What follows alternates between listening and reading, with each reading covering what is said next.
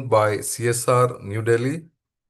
She has an experience of working with more than 5,000 teachers and of mentoring more than 100 professional development program. So again, I welcome Dr. Jayanti Dutta ma'am to this afternoon session, and I would now hand over the session to her. And before exiting the meeting, again, the task of vote of thanks will be to my friend Dr. Akhil sir. Over to you, ma'am. Thank you very much. Very good afternoon to all the participants. Which day it is of the program, friends? It is the second week, first day, ma'am. Okay, right. Second week, that means it's already 5 days are gone, right? Yeah, ma'am. Yeah, so it is the sixth day of the program. So you now know about this flagship program of the UGC, which is a very aspirational program that the UGC is thinking of taking this program to about 15 lakh teachers, faculty members of higher education, whether they are of any status, whether they are regular teachers or ad hoc guest lecturers, temporary contract, any kind of teacher, they must be faculty in any higher education institutes. And also, even research scholars are also allowed to attend these programs. So you could understand that the objective of this program is to spread the idea of NEP 2020 to maximum teachers all over the country. Uh, I think because this is the sixth day of the program, so you have already discussed most of the pillars of the NEP program. So let me ask you, dear friends, that in this program, what are you doing? How are you learning here? So you can unmute and speak, please.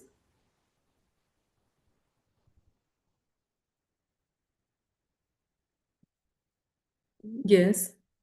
Can we start this? Can we have these? I think you know that we will be together from 2:30 to 5:30, and 3 hours in all. So in these 3 hours, we will be discussing the theme of student diversity and inclusive classroom. That means how to make a classroom inclusive. So let me ask you, can you unmute yourself and speak? Can you speak? No?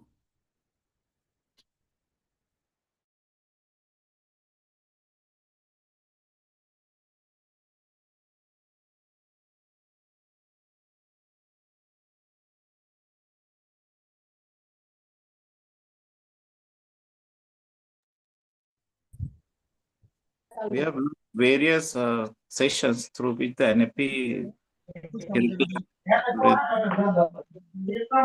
Yes, yes. Who is speaking? Thank you very much. Right. So we will be, yeah, right. Now, so if you want to speak, you can raise your hand. I think the host has allowed you to speak. Just now they have allowed us. Yeah. Yes, Yeah. ma'am. We have allowed Let that. us have an interactive session then. But for that, we will need a little discipline. So we can all cannot speak together. So what you will do is you will raise your hand and we can speak. So I can see roll number 95. Yeah, Farhunda. Yeah, would you like to speak? Yes, ma'am. Good afternoon to you. Good afternoon. As you are knowing that this is the sixth day of this session, and this session was overall very, very much informative. Many aspects of NEP has been covered, Right. and even the technical guidance. The last lecture was of technical guidance, that is ICT, and that was very, very beneficial for us, especially for me.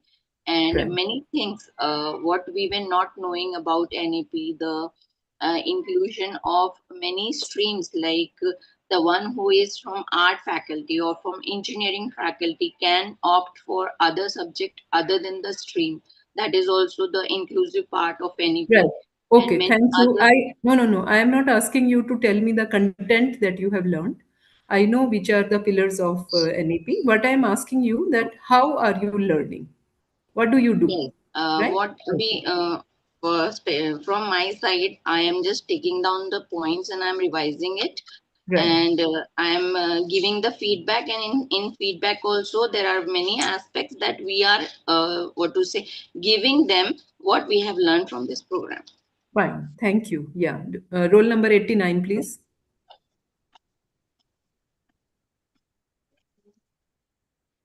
Yeah, roll number 89. You have raised your hand. Please speak. Please unmute. You have to ask to unmute, right?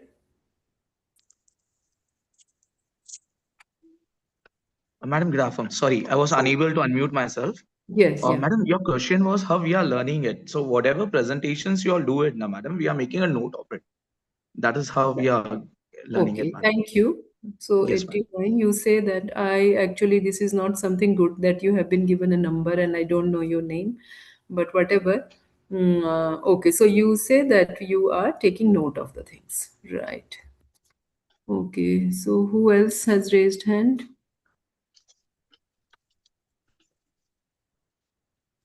Is there somebody else? 77. Yeah, 77 is the 77. response. Please speak now. Please speak. Yeah, 77, please. Yes.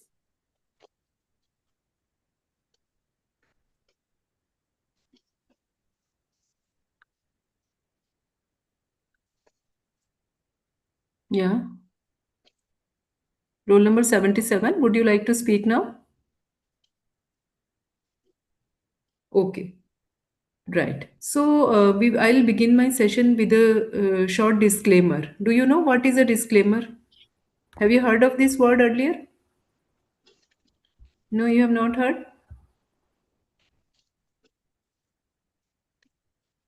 Okay, 77 says I am unable to unmute. Okay. So where have you heard this term disclaimer? Where do you find it?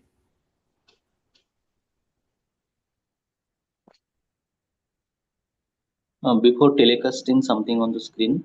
Yes. Usually the first slide of a movie or a serial is usually a disclaimer, right? So in that disclaimer, you take away the claim, right? What do? You take away the claim. Yeah, roll number 85. Are you speaking?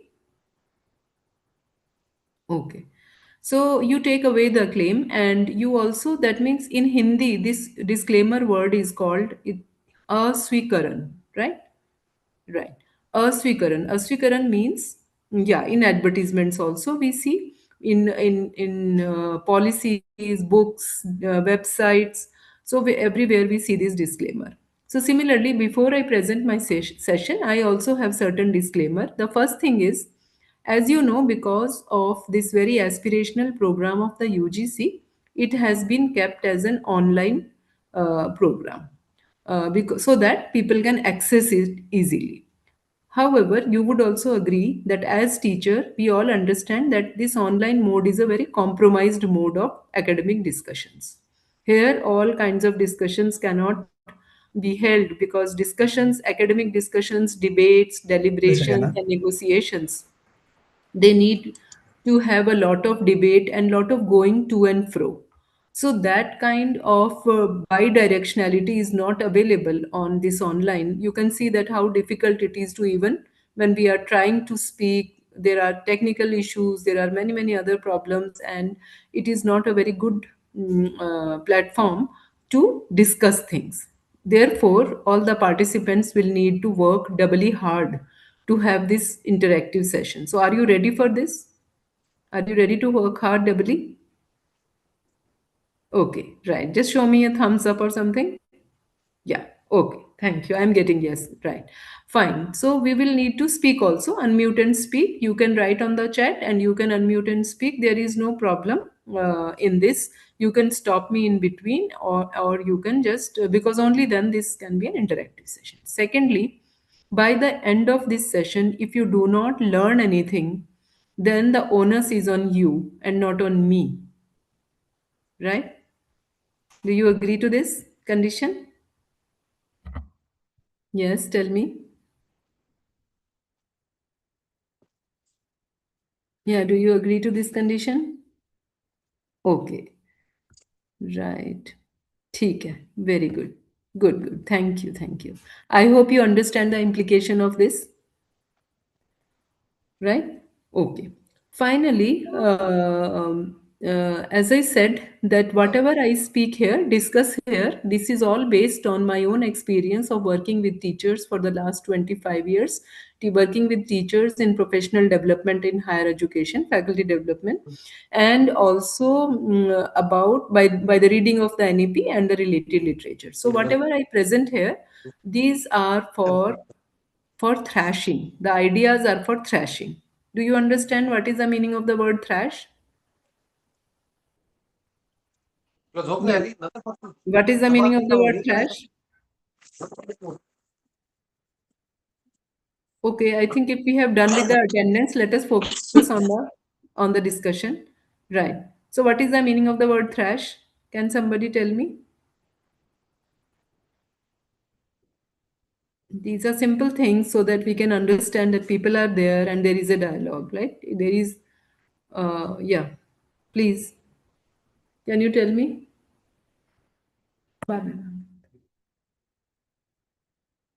What is the meaning of no, not trash. Yeah, not trash.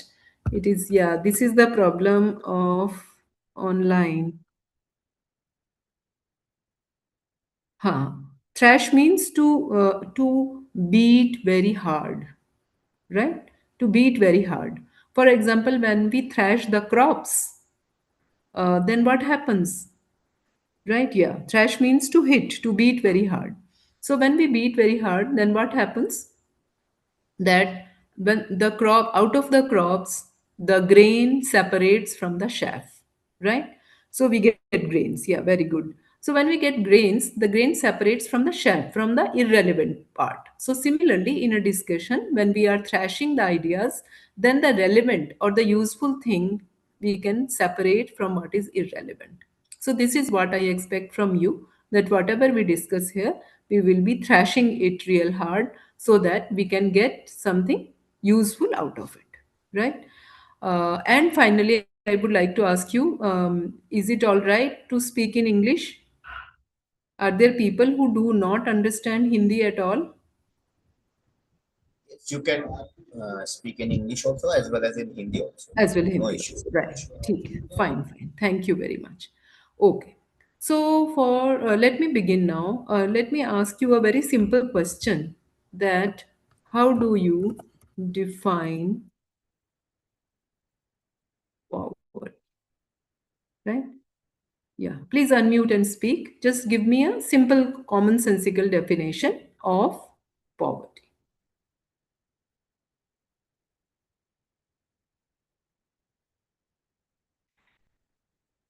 Now, can you do that? How do you define poverty? गरीबी की परिभाषा क्या होती है? Not able to unmute ma'am. अच्छा, Sudha ji, you are not able to unmute. I think you have to request the organisers.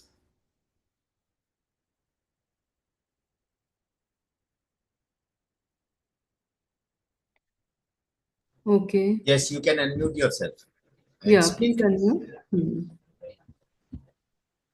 Yeah, Dr. Sudha, would you please? Yeah, deprived from basic needs. Deprived. Yeah, very good. I think roll number 82 has written it is like if we are not able to even uh, get our basic needs, we do not even have the ability. Lack of households, financial resources, and essential means to meet basic needs. Very right. However, one of my friend says that he is poor because he is not able to buy a BMW, which is his basic need. Right? So how do you counter that?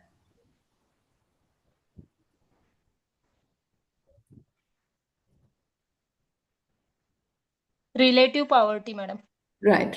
Relative poverty, right. So you see that defining, because usually we commonsensically, if we are not from economics or finance or business management, then we can just say that it is like when we do not have the basic resource. But if government has to give some subsidies or some to poor people, poor students, scholarships to poor students, then We have to make it more specific. So you would agree that poverty is an abstract concept, right? What is the meaning of the word abstract? What is the meaning of the word abstract?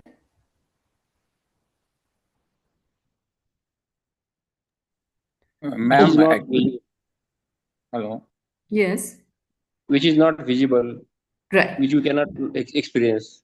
Yes, no, no, which you can experience, but which you cannot touch, right? Yes. Right. We can think like love, honesty, we can think about it, we can experience it, but we cannot touch it. So it is not tangible. Similarly, poverty is also a thought, yeah, existing in thoughts or idea. It is also something which is not concrete. And Hindi mein we call it amurt, right? Amurt means formless, which does not have a form. So similarly, this poverty is also an abstract concept, and it things which are abstract, things which we cannot see, it is difficult. It is a little more difficult to define. Though even physical objects are also difficult to define, but these things are even more difficult. That is why government keeps on having commissions, and to the commission they keep on asking that how can we define poverty in a better way. So one of the definition which says that poverty is when you can eat so many calories, a number of calories linked with number of calories, because number of calories is a number, so it is quantified. The abstract concept of poverty is now quantified.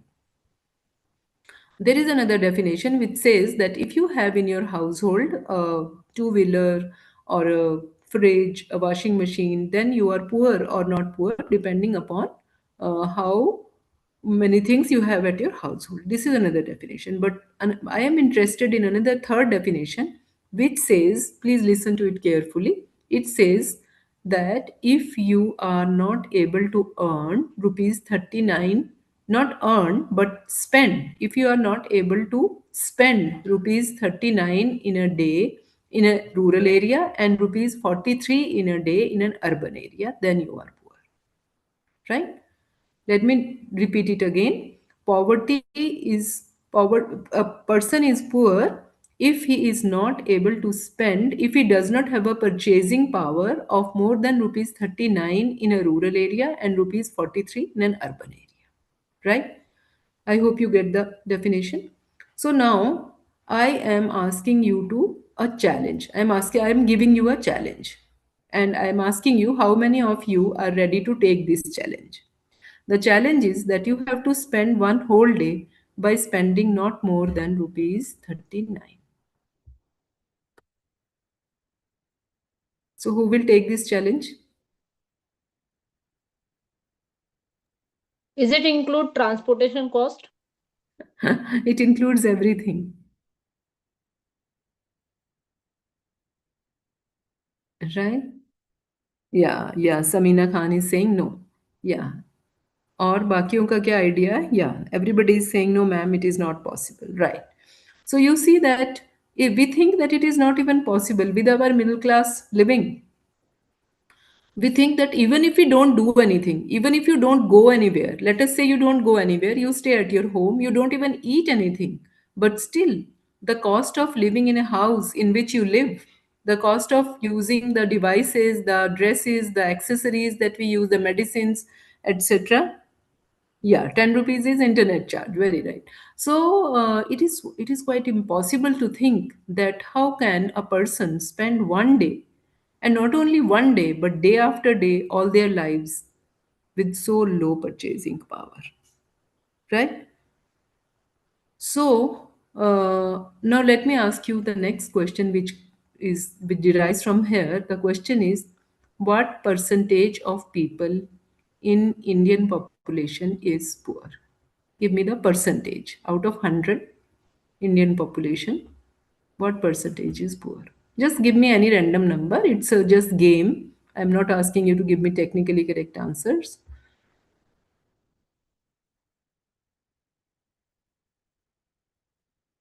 Yeah, just guess it. Okay, right. Very good. Yeah, actually, it also depends upon which definition you are taking. Very fine, fine, fine, fine. So, government says, let us take the government statistics. Government says that only 20% people are poor, right?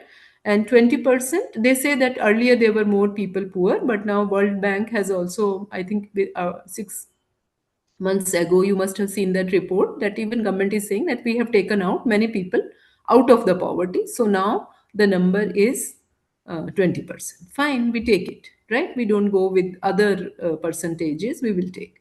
Now let me ask you, what is the 20% of 140 crores?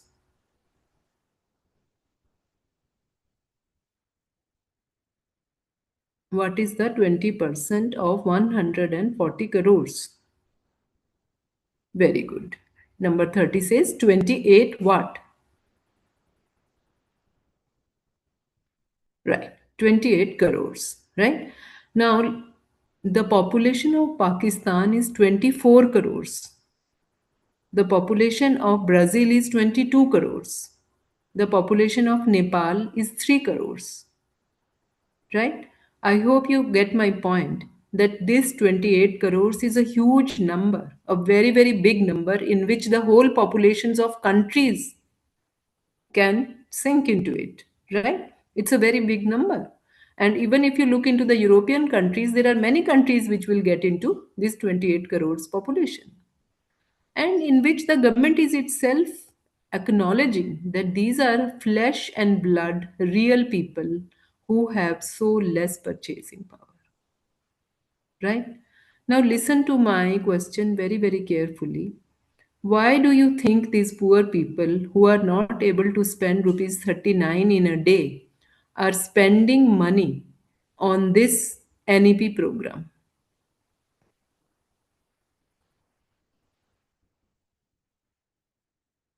Yeah, please unmute and speak.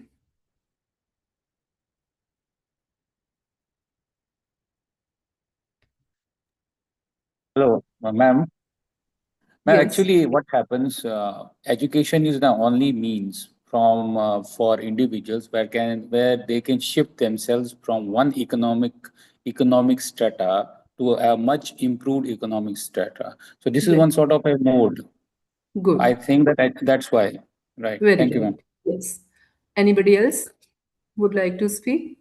Ma'am नमस्ते ma'am, मुझे लगता है कि NEP ये जो नया policy बनी है एजुकेशन के लिए, जो इसका पर्पस यही है कि अंडर प्रिविलेज्ड पीपल्स को थोड़ा मतलब और नॉलेज देना और Right, उनको सेंटर में रख के एजुकेशन को प्रोवाइड करना। right. Okay. इसलिए एनईपी का पूरा मतलब यहाँ समझाया जा रहा है। Right. Okay. I think that's a very obvious answer which you have given. That if, and people from economics will also tell you this, that if you have to make a country developed, if you have to improve the lot of the people, then what you have to do is you have to spend on two counts. One is health and another is education. So this is what government is doing, spending on education, spending on teachers to make them empowered, to give them quality time so that they can have intellectual deliberations. Now, don't you think that uh, let me ask you this question that uh, the what the society thinks or what the government assumes is, as very rightly said by number 37, that improve the spend money on education, spend money on teachers. So teachers will go back to the classrooms, they will give it to the students. From the students, it will percolate down to the society, and the whole cycle will be completed. And we will give back to the poor people what we have taken from them, right? Don't you think that this is a very long shot? Isn't it a long shot?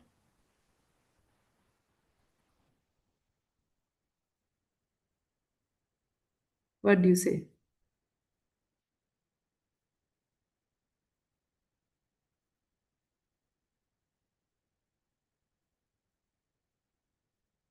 Okay. Let me ask you then. Okay. Let me ask you this thing then. Uh, I would say that this is right. This is actually an online program. right? And you could see that how difficult it is to communicate, to have some idea reach to be conveyed to the participants, to convey some idea to the participants. It's really very difficult and very challenging. And I would say we call these programmes airy fairy programmes. इनको हम हवा हवाई बोलते हैं क्योंकि ये हवा में ही है सब कुछ, राइट? और इसका जो रिजल्ट है वो भी हवा में ही है. We do not know out of this thing that we are discussing here, on which so much money is being spent, effort and time and are invested, how much of it will ultimately go back to the society. And I would also like to think about it, reflect about this thing, that whatever you have learned on the first day, you have already forgotten. If I say this, will I be right or wrong?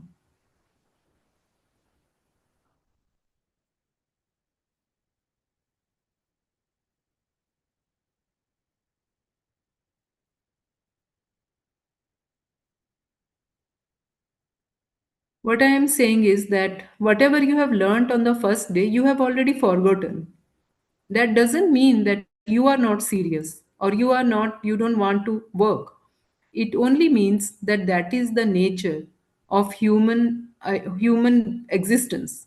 That is what happens. We don't remember things. And therefore, whatever you are learning here, you will forget within a week. And is it helping the cause? इससे कोई फायदा हो रहा है? ये जो programme हो जाएगा, 8 दिन का प्रोग्राम हो जाएगा, जिसके लिए सरकार ने पूरे देश में MMTTCs खोल रखे हैं, इंफ्रास्ट्रक्चर खड़ा किया है, लोग अपॉइंट किए हैं, जिनको सैलरी मिल रही है, ये पूरा इकोसिस्टम चलाया है, जिसमें लोग अपने कॉलेजेस से छुट्टी लेके आ रहे हैं, यहाँ पे बैठे हैं 8 दिनों के लिए, 24 hours they will spend, and they are expected to do nothing but indulge in intellectual deliberations. But is something coming out of it? This is my question to you. And for whom all these things? Please unmute and speak.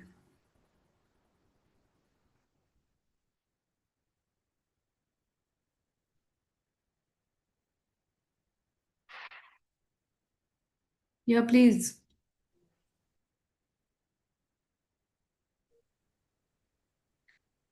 I want you to think and take the discussion forward.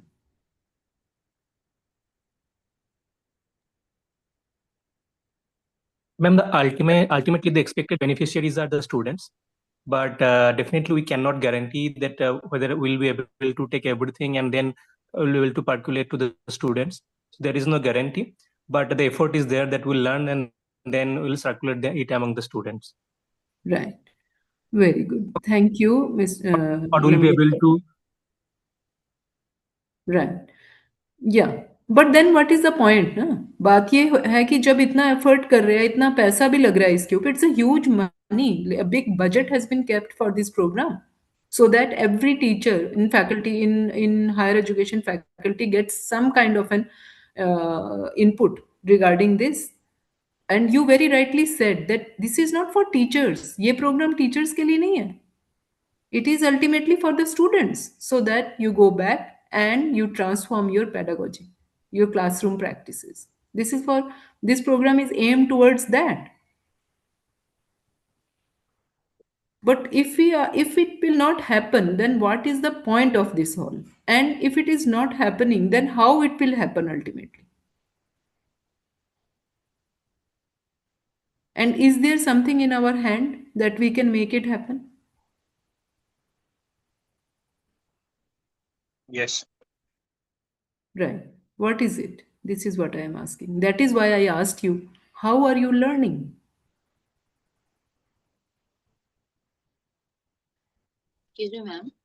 Yes. My point of view is, if we are doing such sessions, whatever is planned for us, if we are doing, suppose I am doing this for 15 days or 8 days, whatever I have taken from this session, it will, as if suppose I am not doing, so I am getting the information from this session that I will inculcate in my planning to some Right. extent. I'm not telling that totally I will be able to, as you said, that we forget the things. But many of the things, many of the main points I have taken out, many of the things I have means like what to say, experienced in such in this session only, so that I can include it in my planning that will be executed. And to Good. some extent, I'm not telling Yeah, very totally, nice. but to some extent the students will be beneficial, and I will be very confident in giving that what to say, learning experience, or giving imparting that point what I have taken from this session. Thank you very Very much. good. Right. Very good. I think, ma'am, that is what I am trying to point out, that what do we do during the session and what do we do after the session, right? So you very rightly said, I'll try to bring all this into a theory which has been given in our traditional system. And I am sure that as a teacher, most of the teachers know about this thing, because it's something which is we every day here in our homes, and it is very everybody, मतलब ज़्यादातर लोगों को ये पता ही होता है. The first step of learning is called Shravan. Have you heard of this word Shravan? What does it mean, Shravan? Sunna, listening ma. Yes, right. hear. Shravan means to hear, right? To listen. तो अब श्रवण का मतलब ये है कि जो पहला step है ना, कोई भी चीज लर्न करने का जो पहला स्टेप है वो लिसनिंग है. लिसनिंग का मतलब ये नहीं है कि सिर्फ लिसन करने से ही हम सीखते हैं. We also learn by observation, we learn by experiences, we learn by practice. So the thing is that श्रवण का मतलब ये है कि पहला स्टेप फिजिकल सेंसेस के थ्रू इनपुट्स लेना है, right? First, the first step is you take the input from the knowledge information, whatever is there, you take it from the physical senses, right? You take it from the physical senses. And you would see that within this group also, you can see that many people even don't do the first step also. बहुत सारे लोग तो पहला step भी नहीं कर रहे, मतलब they are not even listening, they are just link पे क्लिक किया और they are not even there. So बहुत सारे इस तरह से भी लोग जो है प्रोग्राम करते हैं. सो पहला स्टेप श्रवण का है. दूसरे स्टेप को बोलते हैं मनन, right? Do you know what does it mean, मनन? This is a simple word. Yeah. Recalling. Okay. मनन में मन शब्द आता है, राइट? मन वर्ड जो आता है. सुना है उसे समझने की कोशिश करना हाँ, ना.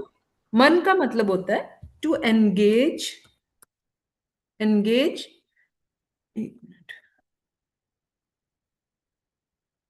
Engage emotionally, right? Engage emotionally. इसका मतलब ये है कि जब हम कोई चीज नॉलेज को हमने ले लिया तो उसके साथ हम इमोशनली एंगेज होते हैं. अब इसका क्या मतलब है? What does it mean to engage emotionally? It means to understand or to witness that, but when we are taking the information or knowledge, what are we experiencing? You must remember, you must be remembering that when you did your masters, जिस भी subject में आपने masters किया, चाहे political science है, history है, हिंदी है, Punjabi, what ever subject you have studied, वो आपने इसलिए सब्जेक्ट लिया क्योंकि आपको उसमें आनंद आने लगा था, right? That you started having deriving Joy out of it. और कठिन हो या जो जैसा भी सब्जेक्ट था, आपको लगा कि मुझे इसमें मजा आता है, right? Most of the time, मतलब ज्यादा, कई लोग तो कैरियर के हिसाब से कई बार स्कोप नहीं भी होता, फिर भी बच्चे वो सब्जेक्ट ले लेते हैं. वो कहते हैं कि मुझे इसमें बहुत अच्छा लग रहा है, मुझे इसमें मजा आ रहा है. So that is the thing, that you engage emotionally with it. Sometimes when you are in a session, have you experienced that you are feeling very bored? कभी बोरिंग भी लगता है ना आपको सेशन? कभी गुस्सा भी आता है आपको सेशन से? आपको लगता है ये खत्म ही नहीं होने वाला, कब हम निकलेंगे इसमें से, राइट? इसमें से जिंदा भी निकलेंगे कि नहीं निकलेंगे, right?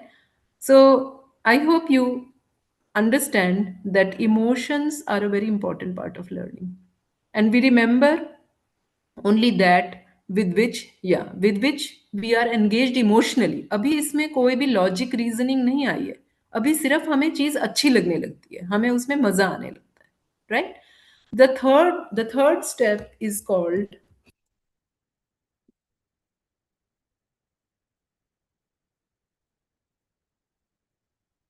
Have you heard of this word? Chintan. And what does it mean?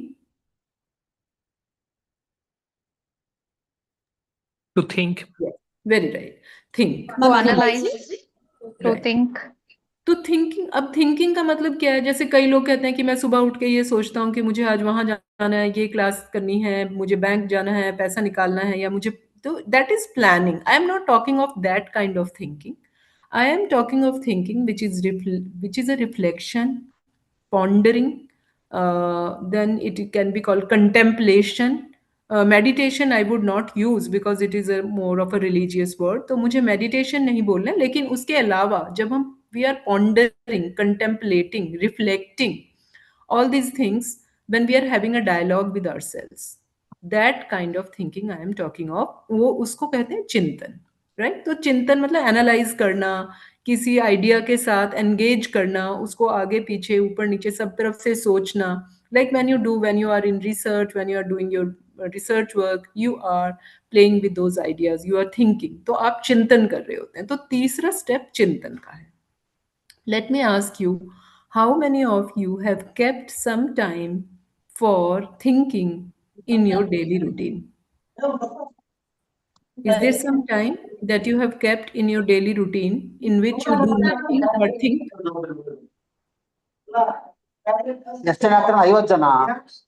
Yeah, roll number 69, please. Around 5 to 10 minutes in the morning to plan for the daily schedule. Usually I think for it, ma'am. What's Right. going to be the day and how Yeah. are we going to plan for today? What's the priority that we need to think of? Something like that. So the thinking would go to the process of all of them. Right. Okay, thank you. But as I said, thinking is not only that आज क्या खाना बनाना है, आज क्या dinner बनाना है, वो भी planning नहीं है. But thinking is more deeply, as I'm saying, that for example, when you think of what did you do the whole day, and what are the takeaways of what did you learn the whole day, and what are you taking from this day, what do you take to the next day, right? So that kind of pondering reflection I am talking about. Yeah. So मैं ये आपसे पूछ रही हूँ, जैसे इन्होंने कहा वैष्णवी जी ने कि you spend some time in your day, you have some, and when, what are the other comments from other participants, please? Ma'am, I think this Chintan, it has two manifestations. One is the personal front, how you will improve your personality, something like that. And another manifestation is how you will improve the society as a large.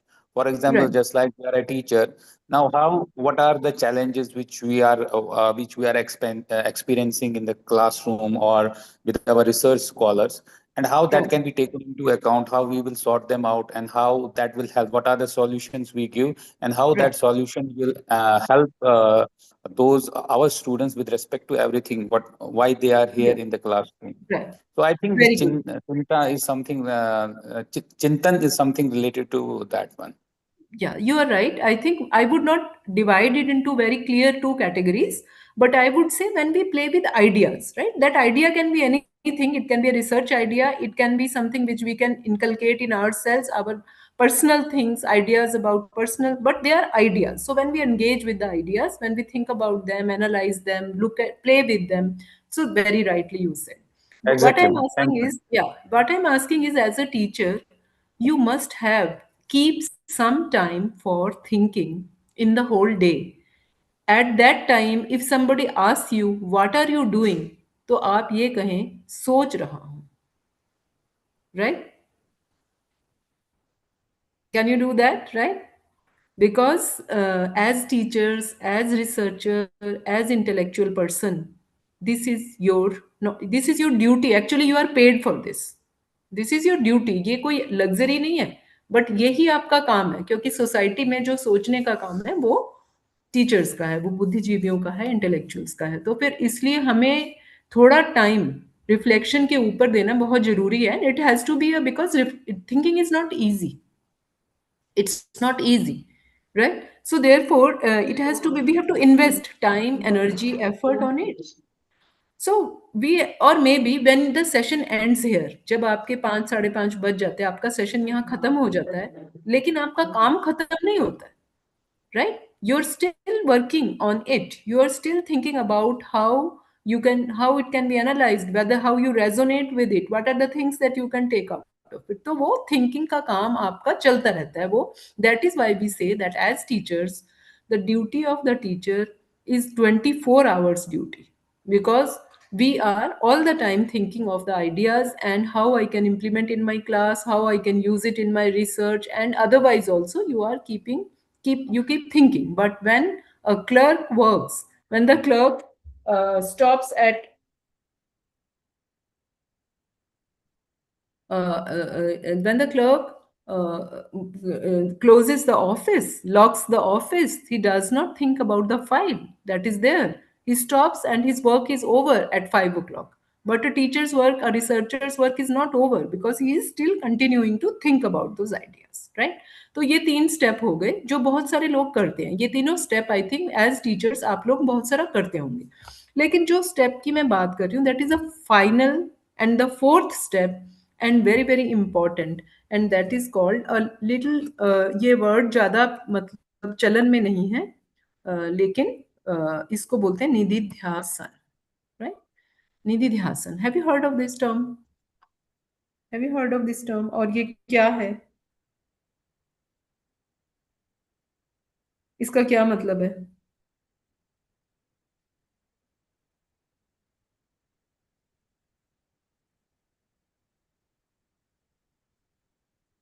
What? Okay.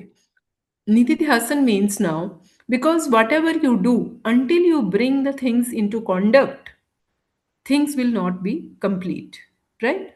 For example, you bring a lot of good food stuff and good ingredients from the market.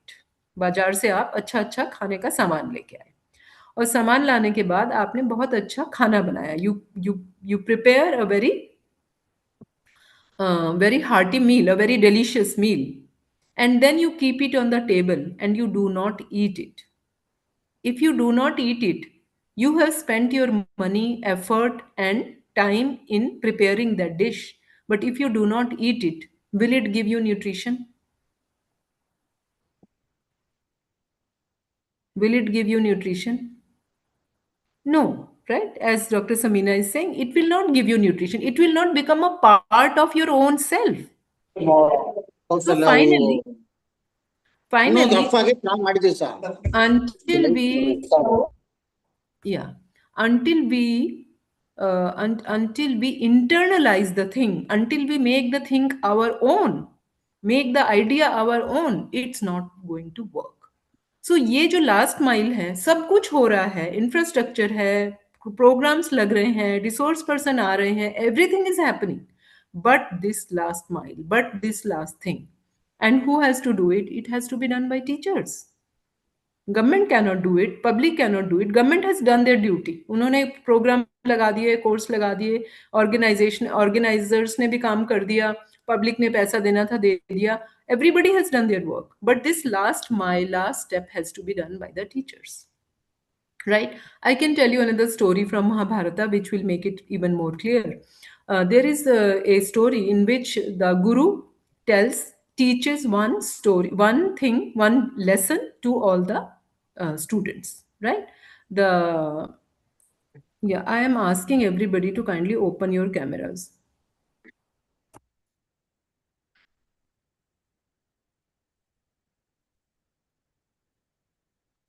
Right. So now what is happening is, the guru taught all the students one lesson. The lesson was very simple: tell the truth, don't tell a lie. ठीक है, सत्य बोलो, असत्य मत बोलो, ये lesson सिखाया. अगले दिन गुरु ने सभी से पूछा, सभी स्टूडेंट्स से, कि आपने लेसन याद हो गया आपको? तो सभी स्टूडेंट्स ने कहा we have learn the lesson. लेकिन युधिष्ठिर ने कहा कि मुझे लेसन अभी तक याद नहीं हुआ. उसके बाद नेक्स्ट डे उन्होंने गुरु ने पूछा, फिर नेक्स्ट डे, फिर ऐसे 1 महीना बीत गया, लेकिन युधिष्ठिर फिर भी यही कहता रहा कि मुझे अभी पाठ याद नहीं हुआ. तो फिर गुरु ने कहा कि ये क्या बात है, मैंने एक छोटा सा पाठ पढ़ाया आपको और अभी तक आपको पाठ याद ही नहीं हुआ. तो युधिष्ठिर ने कहा that how can I claim that I have learn the lesson when I have not been able to bring it in my conduct, right? So ultimately, if we are not able to bring into our conduct, then nothing is going to be of use. So similarly, in these programs, great discussion is happening. But what do we actually bring into implementation? Isn't that important? Yeah, I will stop here for a moment and ask you to comment on this, what we discussed.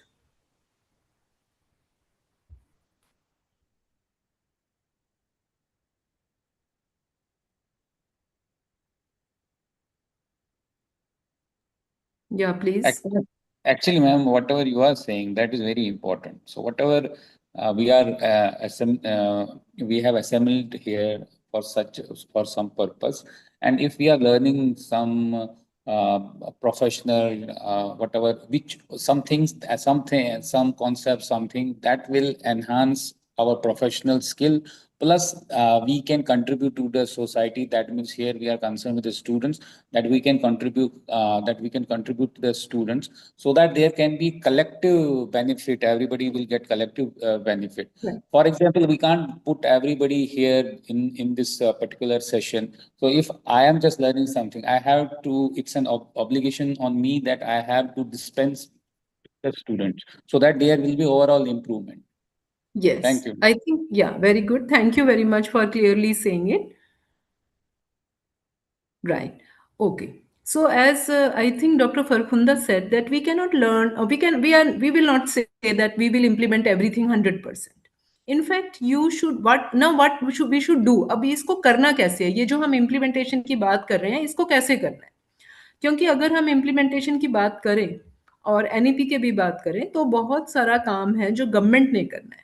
Government ने budget देने हैं, government ने policies बनानी है, government ने लोग appoint करने हैं. So government has to do a lot of things. Similarly, there are lots of things which the organization will have to do.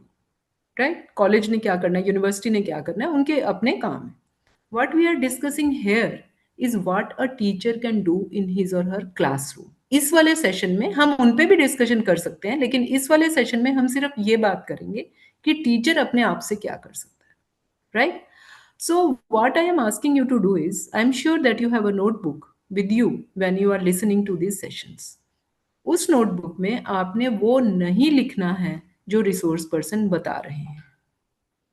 Right? Because whatever the resource person is telling is quite available. It's the knowledge part, it's the content, it's the information, and it is quite available. NEP तो अपने आप ही available है. तो फिर वो लिखने की जरूरत नहीं है कि रिसोर्स पर्सन आपको क्या बता रहा है. राइट? आपको जो करना है वो ये कि इन आइडियाज को how do you implement in your classroom. How is it possible to modify these ideas and implement them in your classroom? You have to boil it down to one actionable and doable point. 1, 2, or 3. Boil it down, concretize into an actionable, doable point. I hope you understand, into a bullet point.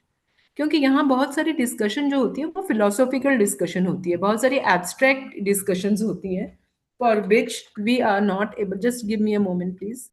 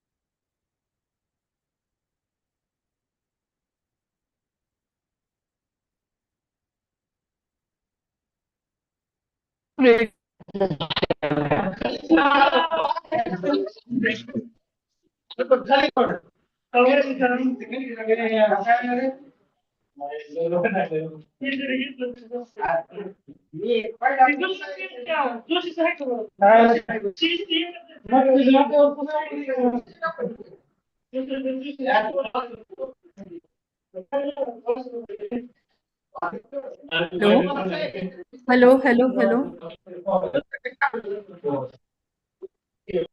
Hello. Right. Yeah. So what I was discussing is that we boil it down to one, two, or three ideas which we can implement in the classroom. बिल्कुल actionable point पे हमें लेके आना है उसको, जिससे कि जैसे हम अपने क्लासेस में जाएंगे immediately we can start working on it, right. और ये जो पॉइंट्स होंगे ये सभी टीचर्स के लिए अलग अलग होंगे, ये क्योंकि हर एक टीचर जो है वो एक यूनिक टीचर है। वो जहाँ पे आप पढ़ा रहे हैं, जिस जिस सिचुएशन में, जिस your own personality also, what are the things you are teaching, which place you are teaching, geographical location, political things, socio-economic, there are so many factors which will decide what can you do in your classroom. So you have to modify. That is why we need to think so much कि ultimately ये सारा का सारा जो हम discussion यहाँ पे कर रहे हैं, जो abstract discussion इधर हो रही है, ultimately वो किस तरह से आप उसको अपनी क्लास में लेके जा सकते हैं। और वो इसलिए क्योंकि हमारा country is a very big country, it's very diverse country, and then it is such a diverse country that if I tell sitting in Chandigarh में यहाँ पे ये बोलूँ कि आप ये कर लो और आपकी क्लास में ये चल जाएगा, तो वो नहीं चलेगा, it would not be appropriate because of the diversity of the thing. So that is why every teacher needs to think about their own classrooms and then modify whatever we discuss and try to write down only that thing which you will be able to implement in the classroom. And that has to be an actionable point, that has to be a doable point, right? अब हम ये नहीं कह रहे हैं कि यहाँ पे एक बहुत ही बिल्कुल रिवॉल्यूशन कर देना है, अपने क्लास में जाना है और एकदम से सारा कुछ बदल जाएगा, सब कुछ एकदम अच्छी चीज हो जाएगी। I am not asking you to do that, I am asking you to do small things, very small things, but incremental developments. For example, you can say that when I go back to the classroom, I will remember the names of all my students. Or you can also say that I will write on the blackboard very clearly, right? Or I will explain in a very clear manner. Very small things you can take from here. And then these small changes, incremental changes in the pedagogical practices. Because as I said, our country is a very big country. And this whole education system is also a very big system and a very old and ancient system. It cannot get reformed overnight. Right, इसको रातों रात improvement नहीं हो सकती। आप देखिए ना, NEP 2020 का तो ये 6ठा साल है, ऑलरेडी 6 साल निकल चुके, बस 4 साल में तो डिकेड हो जाएगा। We can't see anything, we can't see any changes, we can't see improvements. So that is why instead of a big sun which gives light to everybody, we are trying now to shift to the model of the firefly, in which we need hundreds and thousands of fireflies who are shining and enlightening their own classrooms. So if you can do that, if you can do small changes within the system and improve your pedagogical practices, I think that would be enough contribution, and that would be what we should do when we are attending these programs. And that is our duty towards those poor people, towards the public of the country who has given us this privilege, so that we can sit here and do nothing but intellectual deliberations, but idea exchange, thinking. So a great luxury, right? I'll stop here and ask you to comment on whatever we have discussed till now. Yeah, please do that.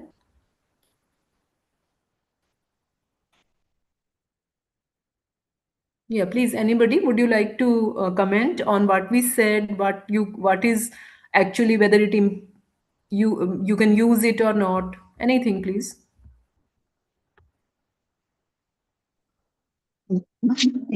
Ma'am, the point is like every small steps can make a big difference is what you were mentioning about NEP. It's been quite a while, that introduction, but all of a sudden the changes can't happen to the rocket sky. We are just taking a minute baby step to achieve the better things. So when can this happen? Every individual start thinking, or every faculty teacher start thinking about bettering their own classes. As you mentioned, like small importance giving to the students, slow learners, and then fast learners, and giving them little bit of impact on the learning phases, little bit of pedagogical change depending on the student category where we talk about, where we deal with. And now we have notepad lm, where it is helpful for, if you, in case if you upload any material, it is converted to their language. Let's say now I can't Yeah, speak. please. Yeah, we don't want to go into that, right? I So understand like that, we can make a big changes in the pedagogy of the Yeah, teacher. I would even not. ICT is very good. I think AI is also, there are so many tools of AI, fine. But I think what you have to, what I'm trying to focus is do something. That is the thing. Even if you're not using very heavy technology, do something at least at the classroom level, right? Small actions, small actions. That is my submission to you. Right. Okay. Thank you, Vaishnavi. And anybody else would like to say something? Yes, ma'am. As you have rightly said that we have to listen the things. My to-do task for like whenever I will be teaching, I'm a research student. So the task will be the students must know what is the difference between hearing and listening, because there is a very big difference between hearing and listening. Because listening means you analyze the thing and you implement it, you keep it at back of your head, and then you do it. So if the students are knowing, I just want to say that if you know something, you will surely do it. So I will ask the students to listen. That is Listen. right. That is right. Listening is first. You very rightly said that there is a difference between listening and hearing.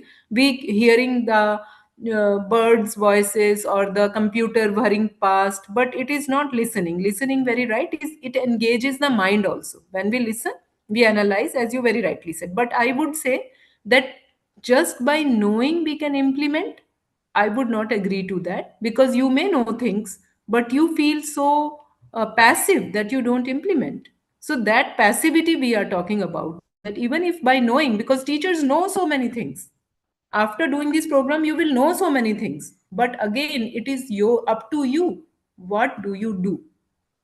What can you do? What do you do actually, right? You can do nothing.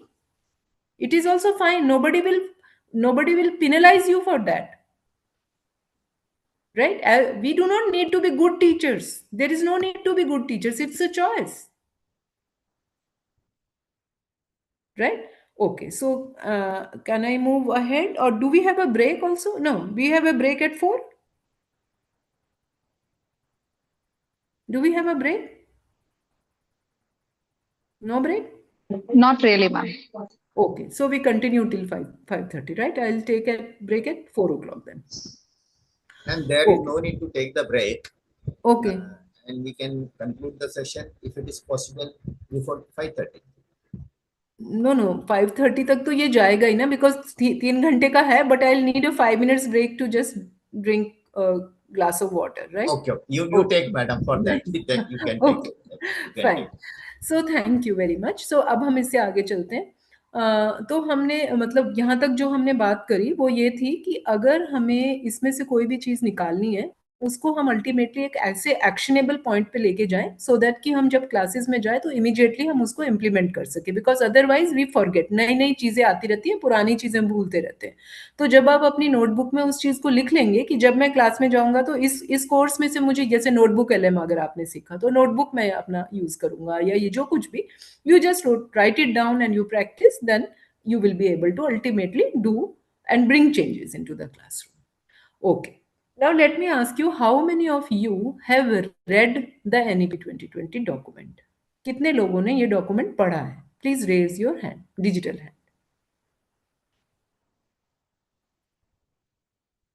Kindly raise your digital hand. If you have read the document, है ना, NEP का document अगर पढ़ा है आपने,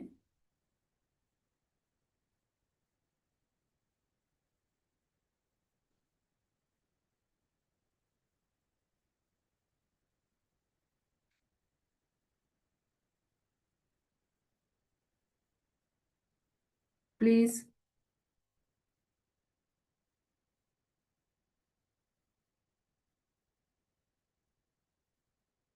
Yeah. Dr. Samina Khan is saying she has read, and who else? Just let me check. Okay, only one person. Okay, Dr. Farhunda Zabin has also read. Yeah, 2 people. Right. Okay. So you see, if out of 65 people, only 2 people have read the policy, it surprises me actually very much that what is the reason. ये NEP, you do you know which policy, which number of policy this is? कितने number की policy है ये? India में आज तक कितनी policies बनी हैं?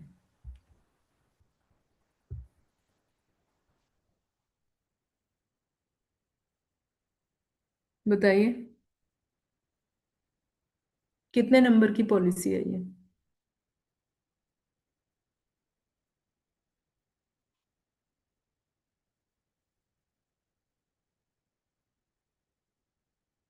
Yes, please tell me. Yeah, very good. Number 30. Thank you so much. This is the third policy, right? The first policy came in 1968. The second policy came in 1986. And after 34 years, this third policy has come.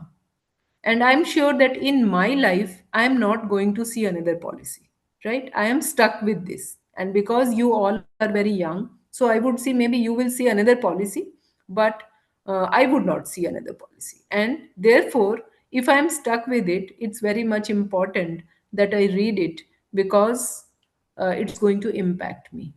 It's going to impact me. How do I work? What do I teach? It is going to impact the future of my students, my own children. It's going to impact the society.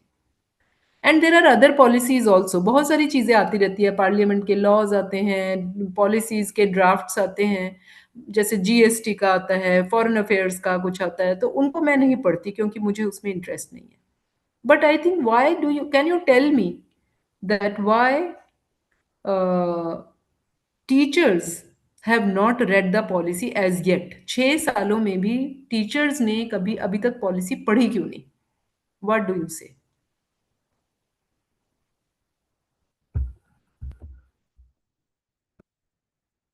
आपको क्या लगता है?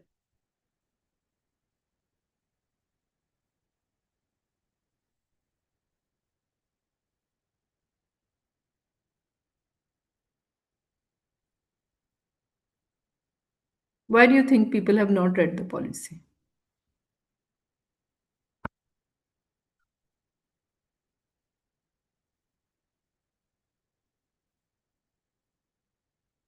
Isn't it surprising कि जिस चीज से हमारा impact, मतलब जिस जो चीज हमें इतना ज्यादा इम्पैक्ट करने वाली है, वो हमने पढ़ा ही नहीं, और वो बहुत बड़ा डॉक्यूमेंट नहीं है, it's only 60 pages document.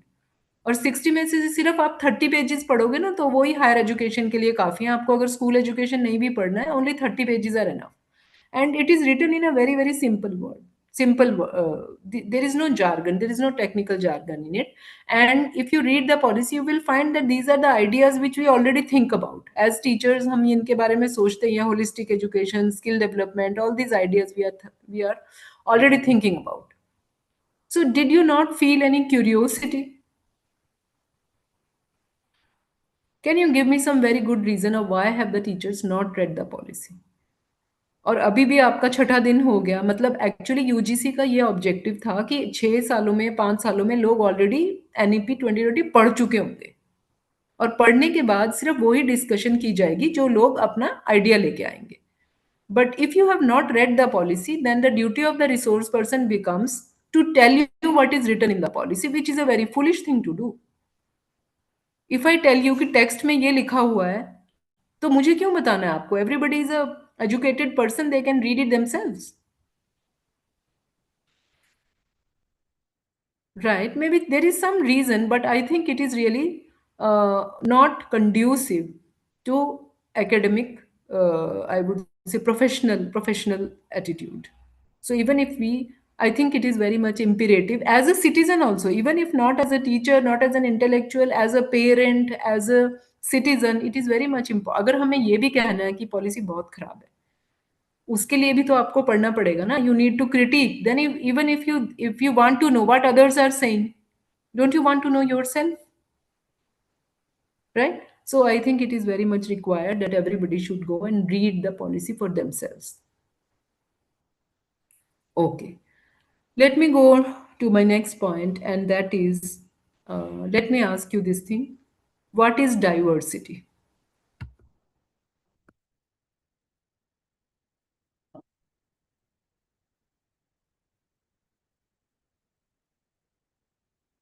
Yeah. Tell me. What is diversity?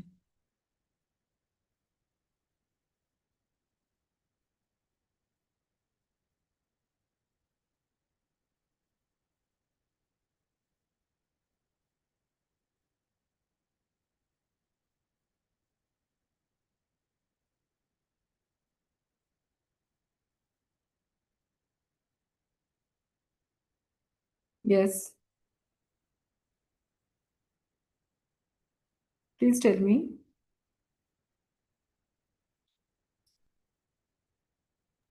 Okay, very right. Yes, right. Coexistence of varied things, ma'am. हाँ, various difference. Diversity की अगर हम हिंदी करते हैं तो वो होता है विविधता, difference, right? भिन्नता. How we are different. Okay.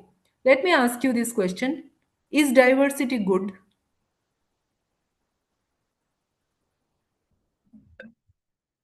Is diversity good? It can become challenging. Right. Okay. Very But it right. also has some positive sides, ma'am. Right. Okay. If we bring diversity in the classroom, if you say that it is good, then what are the things? Why do you think it is good? What are the positive things that it brings to the classroom? It gives the opportunity to learn a lot of things, Right. cultural things, a lot of things that maybe from one cultural perspective or from the one societal perspective is difficult to understand. So if we place all those diverse people at the same place, then it will be more easier for them to understand the other perspectives. Right.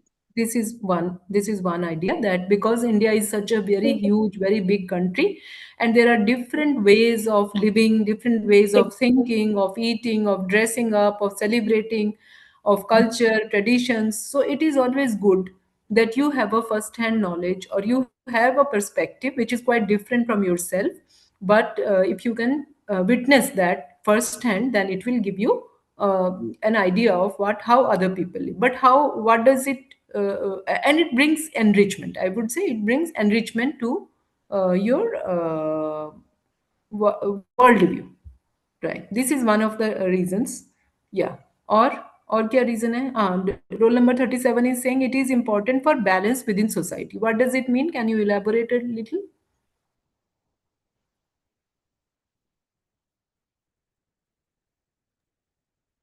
Hello. Yes. Yes. Yes, ma'am. Actually, am I audible? Yes. Yes, ma'am. Actually, when there is a diversity in the society, then what happens? There is a balance in the society, and plus, what the fellow participant said, that whenever we see a differences in other persons, there's a difference with other person's personality. So there are good elements over there. So we incorporate that elements within us. So Right. that's why diversity is very much important for equilibrium within the society and within a person itself. Right. Okay. So what you are saying is that when we meet people who are opposite from us or who are different from us, then we learn from them. For Right, example, right.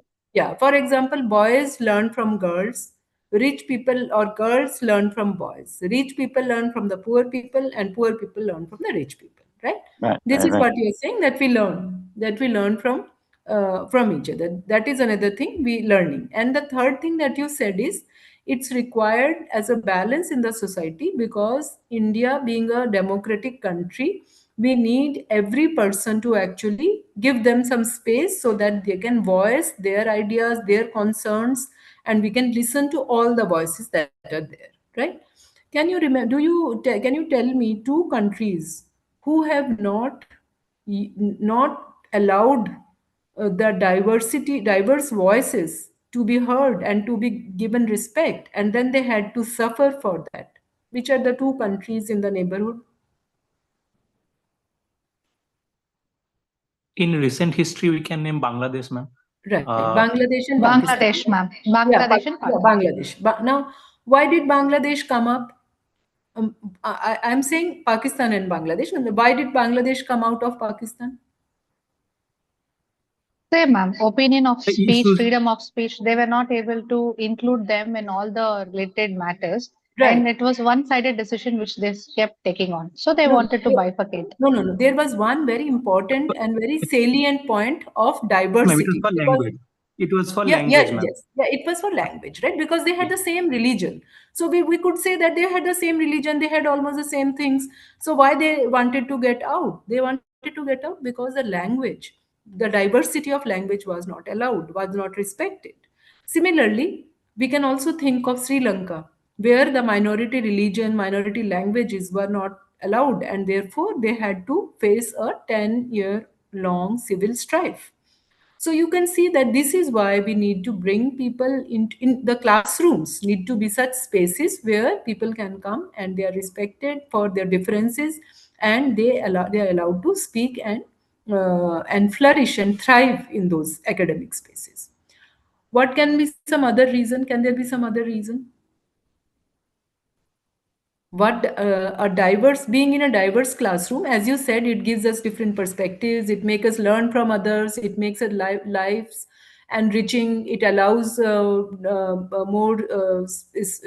it allows respect and collaboration with other people, and one another aspect is there, or any other idea?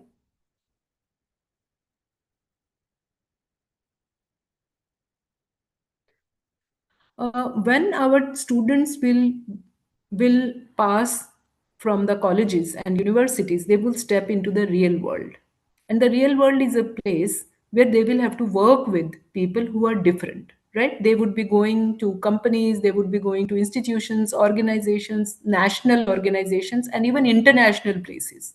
So when they would go there, they would meet people who are different from them, but they will have to work with them as team. They would have to collaborate with them and work with them. So this also allows us, this gives a classroom, a diverse classroom allows us the opportunity to learn, to work with people who are different from us, who look different, who work, who have different ideas, and allows us to understand, listen to them respectfully, and work with them, give them respect, and give them the have ideas quite contrary or different from us. So that training of going into, even when you when our students will get married or get into other families, so they would also face people who are not like them in everything. So that is also a training for working with people who are different from. So this, having a diverse classroom and having different students, different types of students, is, I think, a very great learning experience. Okay. So now, after listing down all the positive and benefits of a diverse classroom, let me ask you: is diversity easy? Is it to work with diversity in the classroom? Will it be easy?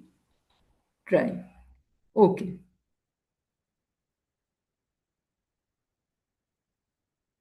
Yes. What would be your comment?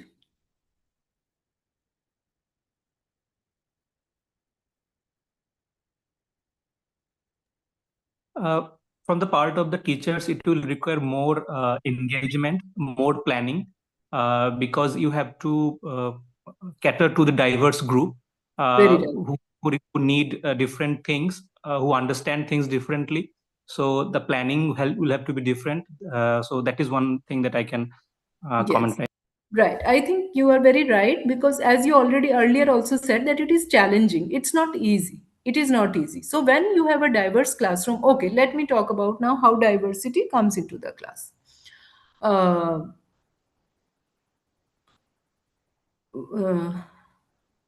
If you think of the classrooms in which you yourself were a student, and you think of the classroom in which you are teaching, which classroom has more diversity?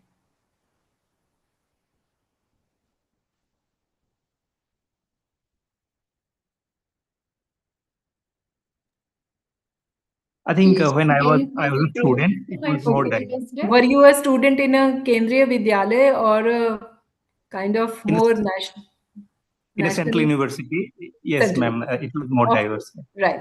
But what I'm trying to bring, okay, maybe let me frame it in a different way. Yeah. Just remember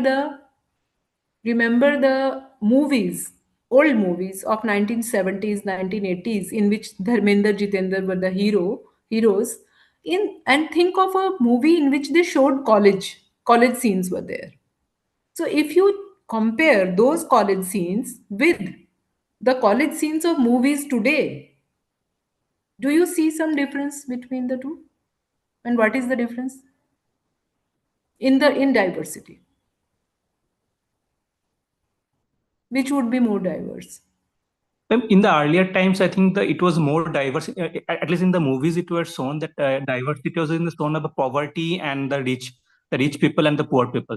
And nowadays, in many films, we can see the diversity in the base of caste, Right. and so this caste diversity is very much there. I mean, that is something that has come new. I mean, Right. Okay.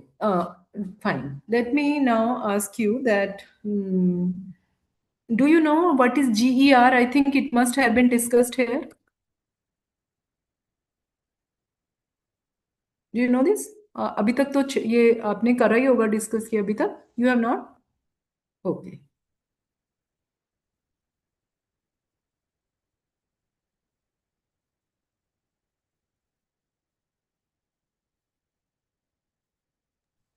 It's some kind of ratio. Yeah. Yeah, it is gross enrollment ratio. Now, what is this? ये है क्या? ये कैसे calculate होता है gross enrollment ratio in higher education? Do you know? If you don't know, just tell me. Basically, ma'am, it's like we need to calculate the percentage of the students Yes, and yes. whatever their enrollment is, total number of enrollment, and then we Okay. take the percentage of. Right. So how do we do it is we take the whole Indian population. Out of that, we take the cohort of 18 to 23 years. Right? ये जो 18 to 23 years का section है, ये section पूरे का पूरा ले लेना है और उसमें से देखना है कि कितने individuals जो हैं वो कॉलेज और यूनिवर्सिटी में एनरोल हो रहे, एडमिशन ले रहे हैं, उसका परसेंटेज निकालना है. Right? I hope you get the thing.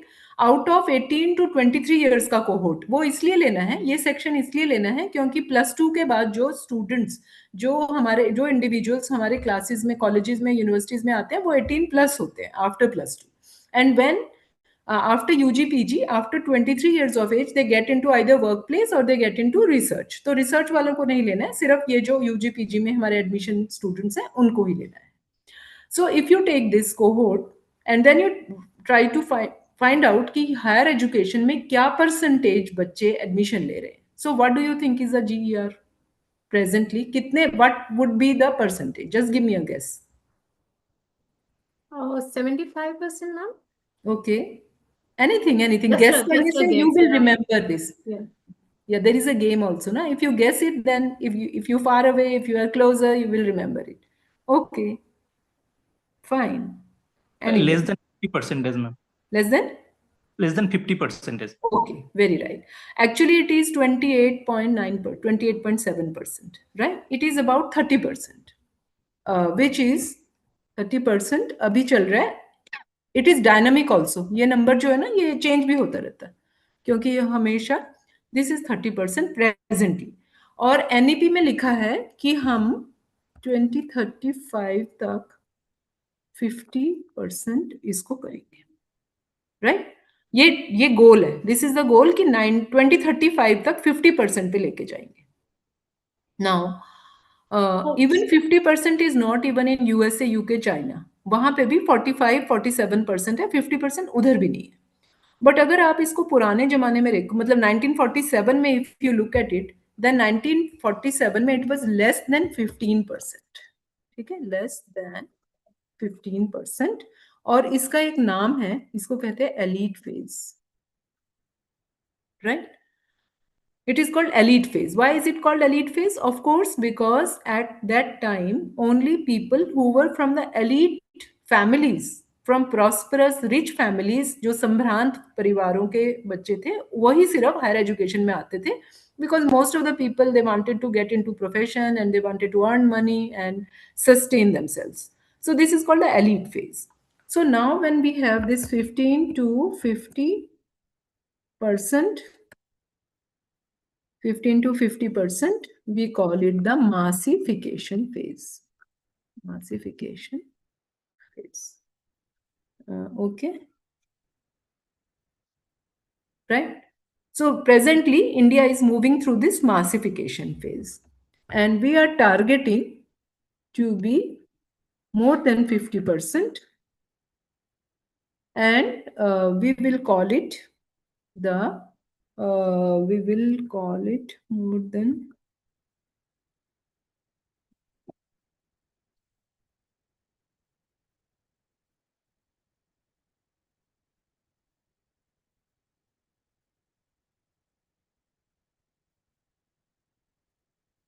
we will call it the universalization phase, right? So we have these three phases of gross enrollment ratio in higher education: the elite phase, the massification phase, and the universalization phase. Now tell me,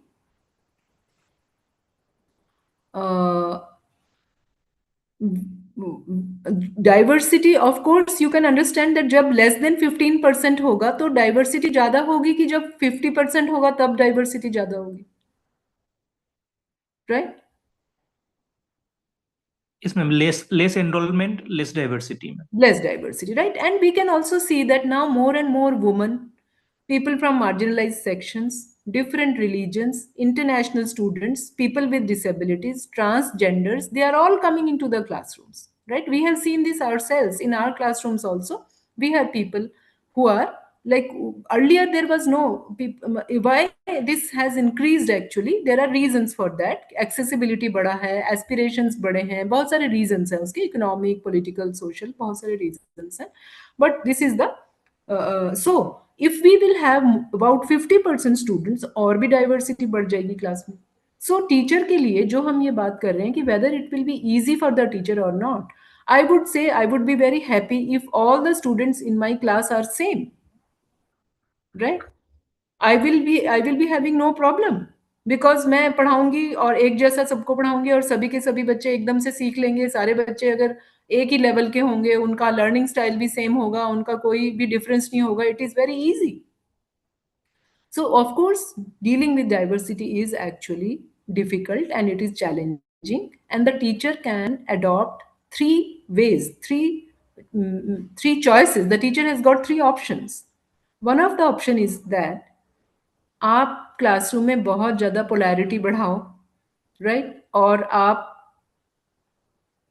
diversity के बारे में बिल्कुल ही ध्यान मत करो. और इतनी polarity ज़्यादा करने से क्या होगा कि आपकी क्लास में बहुत ज़्यादा hatred, bullying, trolling, violence, conflict, ये सब हो जाएगा, right? That is one of the ways. The is आप डाइवर्सिटी के ऊपर ध्यान ही मत दो, like apathy. You don't think that diversity is something, you just treat nothing, you don't think about it anything. And the third option is that you treat diversity as a tool of learning in the classroom. You use it something to enhance your teaching, to enrich your teaching, enrich your pedagogical practices. So these are the three ways in which a teacher can respond to the diversity that is there. And I would say, जो ये question है ना, whether diversity is good or not, I think that is also not the right question, because diversity is there. Whether you wish it or not, whether you wish it away, whatever you think, diversity is there. Now let me ask you, is an apple orchard or a mango grove, is it a natural thing? It is not, right? It is not, because it is uh, it is cultivated, it is artificial, because you have not allowed other things to come up. But when you go in nature, everything will come up: fruit trees, crops, grasses, weeds, everything will come up in nature. So similarly, whether you like it or not, diversity will come into your classroom. It is there because it is natural, so it is already existing. We can only keep people away if there are barriers. But because in Indian higher education now we are talking about accessibility, equity and accessibility, so if you allow that, more and more people will be coming into your classroom with diverse, all kinds of different backgrounds. Okay. So let me stop here for a moment and ask you if you can comment on whatever we did, if you can give some idea or something so that I can have some rest. You can speak now.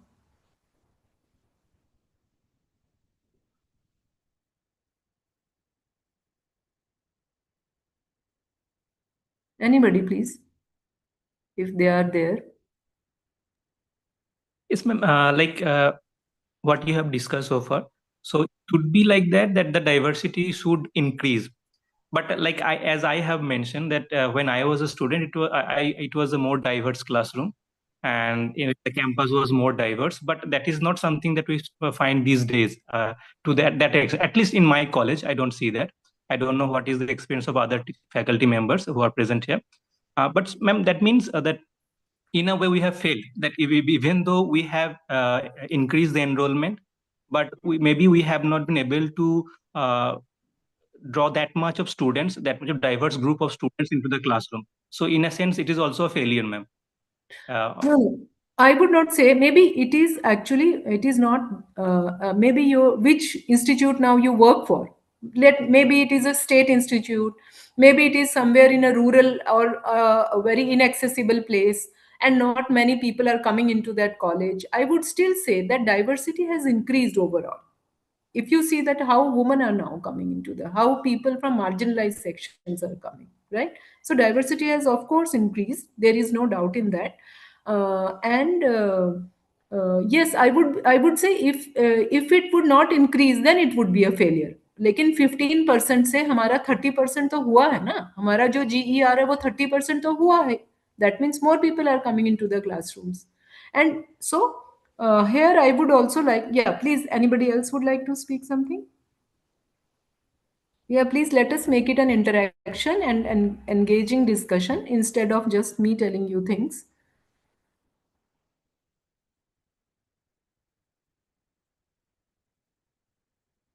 Yeah, Dr. Farkhunda, you have something to say? Yes, it is rightly said that today's classrooms are very diverse. Am I audible? Yes. And it is a very difficult situation for teachers nowadays.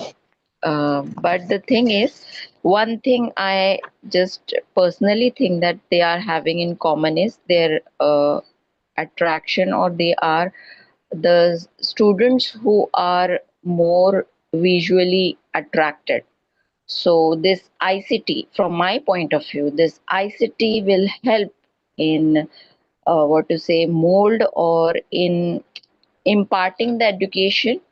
I am not telling that totally we must use that ICT, because we are having a very good role and a great role to play as a human being in the life of students. But this ICT will be what to say, mode of taking our pedagogy in a better way of normalizing this diversity to some extent. Thank you very much. Fine. Of course, maybe you are saying the diversity of learning styles, but there are many other different, many diversities, right? Many differences that are there. We will talk about it now. Uh, uh, can I take a 10 minutes break, please, here? Sure, ma'am. Yes, ma'am. Yes, please, ma'am. So I will, please don't go away. I am also here. I'll just take just 10 minutes break and then I can join back. By the time we come back, please think about this thing.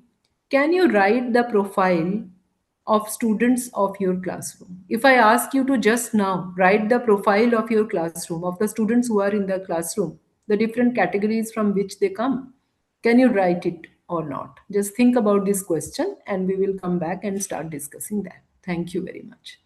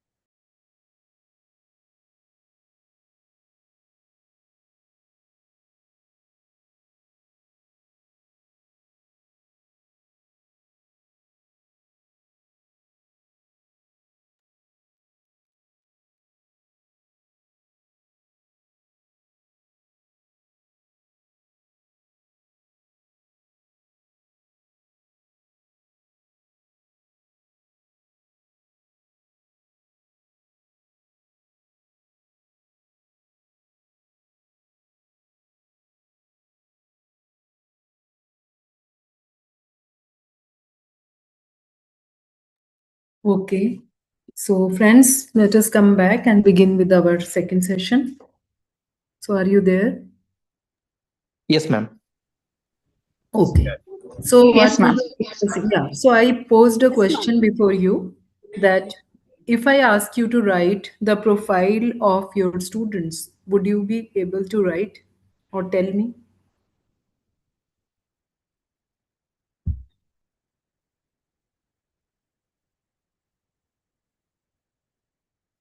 Yeah, please tell me what is the profile of your students?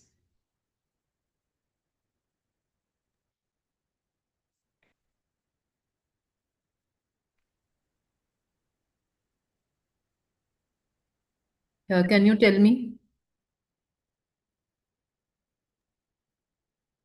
Yes, hello, ma'am. Yes, number 37, please Actually, tell me. ma'am, nowadays when I was a student during my school and when I was a student in a university, basically with respect to diversification, diversity in a class, it was more sort of a economic diversity which is Yeah, based on right. Okay. economic condition. Plus, it was Okay. related to religious race something. But Yes, now I think, ma'am, more our on the basis of religion, culture, ethnicity, there is some sort of a diversity with respect to thought process. For right. example, nowadays we have this internet. Mm. So our kids now, students, kids or kids at my home, they are open to so much of content in the internet. Right. So that affects their way of thought. So how they Hmm. think, how they take things. For Right. example, regarding their political, religious view. So बिल्कुल when we are in a class, that sort of a diversity is a challenge for the teachers, and that right. is that I have seen that I have seen that type of diversity when that is in our class. So that is a Hmm. challenge for the teacher as well in order to satisfy whatever final outcome that would Right. accommodate their thought process, what will be the final outcome regarding, so that their thought process is also included in that. So that is challenge with respect to diversity nowadays. Right बिल्कुल ठीक है तो अभी हम एक बार थोड़ा देखते हैं कि क्लासेस किस तरह से डाइवर्सिटीज हमारे आ रही हैं फॉर एग्जांपल कुछ डाइवर्सिटीज ऐसी हैं जो सभी मतलब इंडिया में सब क्लासेस में ही वो मिलेंगी है ना वो कौन कौन सी हैं जैसे जेंडर है right then we have religion caste right और क्या हो सकता है Ma'am, may I speak? Yes yes please There are various diversities, and to the things what I just feel like affect the overall development of a student or a person is, as you well said, caste, the strata, the economic status from where they are coming, the right parents' education, that education that is the most important factor because the students feel like what the environment is about education, then right their physical shortcomings or whatever the lacunas they are having or whatever the abilities they are having. Then ठीक है two things what I have learned from previous lectures, that is the slow learners and the advanced learners as per the NEP. So I must summarize in this thing. Right ठीक है तो एक तो आप कह रहे हो कि सोशियो इकोनॉमिक है राइट एक आपने कहा कि their abilities right like we can say we will not say slow and fast learners we will say learning styles right they have different learning styles और we have gender economic caste what else language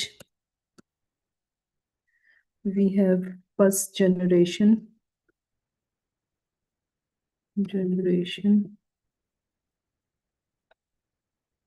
what else और कुछ बताएं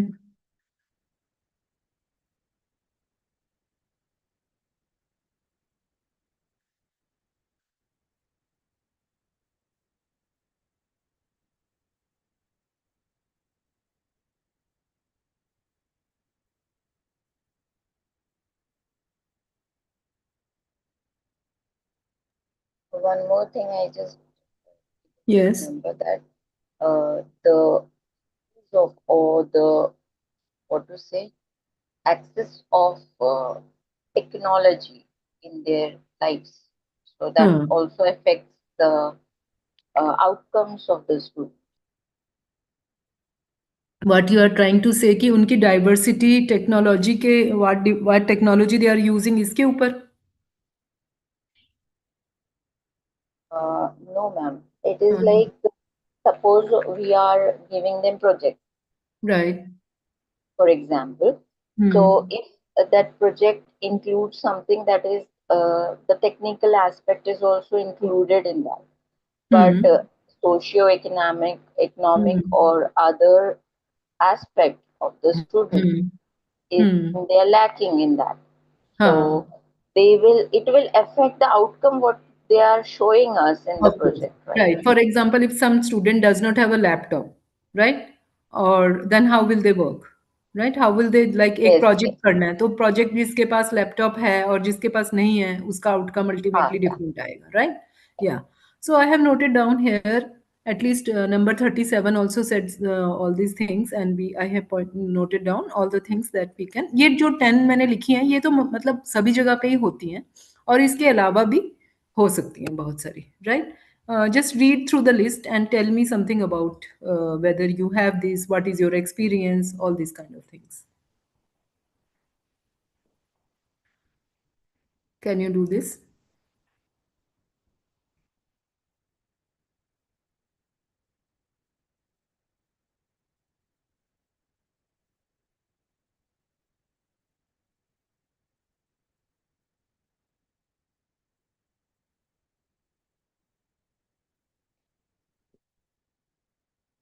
Yes, please.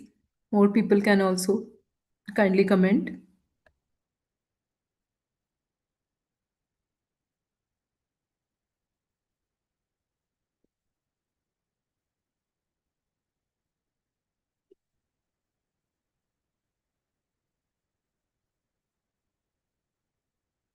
Yes, please.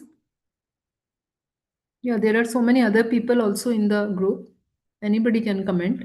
Do you have these categories in your classroom? If yes, then please comment on what is your experience with them.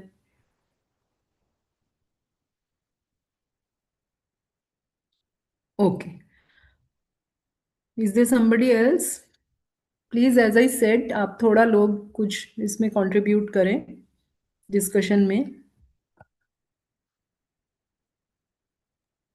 Ma'am, for example, am I audible? Ma'am, with Yeah. respect to caste, since I am in I teach in a metropolitan city, and I don't think there is a diversity with respect to the caste. And my students don't give so much of importance to caste because it's a metropolitan city. With respect to language, there is one problem. Some people, there is a language barrier over there. So some people, they are not, some of my students are not able to understand uh, English. They are more Right. comfortable with Hindi. Right. Very So right. What is they face problem. And yeah. another one is with respect to native migrant. So so some of the students are from, it's an institution where where students from many states are there. So now those who are localites, so they have some sort of an averse views with respect to those students who are coming from the outside. Right. Maybe there is some political some political ideologies there that outsiders are coming here, they are occupying our resources, something like this. So that differentiation I have seen. And with respect to political ideology, yes, whenever we discuss something in the class, so that political ideology you can very much see within the students over there. So some are right, some are somewhere, some are right, some are regarding, some have a right leaning, some have what we can say, communist leanings. So within that discussion, that we can we see that. But eventually, what happens? The job of a teacher is to assimilate everybody. So that depends on our ability how we should tackle over these things, over these elements. So this Yes. is anyway with respect to caste. There is no such with respect to caste and religion. I don't Right. think nowadays it's much more diversity or But, people give so much sir, of may I know importance. your name, please? Now, my name is Dr. Rohin. Rohin. Okay. So thank you very much for your comments and observations. But I would like to disagree with you on this thing that now caste thing is not now gone in metropolitan, and people don't mind or they don't notice or they don't discriminate for caste, because even in the national institutes like IITs and institutes of importance, we have seen that caste students caste is actually a very big issue of discrimination even among teachers, students or something. And there are actually research also on this thing that though we consider our students to be very modern and they are very tech savvy, but still they have not been able to take out of this yoke of caste differentiation and discrimination from them. Maybe your this thing is different, your experience may be different depending upon some, maybe the institute that you are working or something. But I would say that the hidden undercurrents are there, microaggressions are there. Maybe there is not big violence, conflict is not there, but small microaggressions, which we call microaggressions, sometimes they are there, right? Okay, fine. So now the thing is that if we have such a classroom in which ये तो 11 तो अभी हमने ये अपने सामने ही ये चीजें देखी हैं जो डिफरेंट मतलब डोमेन से डिफरेंट डाइवर्सिटी जो है, इसके अलावा भी डाइवर्सिटी होती है, because actually every person is different, even if it is one family, within a family also there is diversity, because every person is unique, right? How people learn, how they respond to things, how they react, what is their personality. So ये सारी चीजों के ऊपर हर एक the understanding is difference तो सभी चीजों में ही होता है, हर एक मतलब पर्सन जो है वो एक individual are different. Now, how do we make our classroom an inclusive one? अब हमारा जो नेक्स्ट स्ट्रैटेजी है, that the strategy is how to make our, अब हम ये यहाँ तक अभी तक हम ये समझ चुके हैं कि हमारी क्लास में डाइवर्स बच्चे आ रहे हैं from diverse backgrounds. Some of the things are quite visible, जैसे ये वाली चीजें हमने लिखी हैं, ये आपके एडमिशन फॉर्म पे लिखी होती हैं, कास्ट, रिलीजन, क्या कहते हैं, rural, urban, or socio-economic. Some of these things are already there in the admission form, but there are certain inside things also ना, जो स्टूडेंट के अंदर उसको डिफरेंट यूनिक बनाती है, वो भी चीजें होती हैं. तो कैसे हम इस डाइवर्सिटी को हैंडल करेंगे और कैसे हम अपनी क्लास में उसको एक अपनी क्लासरूम को इंक्लूसिव बना सकते हैं. इंक्लूसिव का मतलब होता है समावेशी, in which every person feels included and not excluded depending upon one or the other identity. The first step to it is the teacher should know the students. So my first question to you is, do you know your students?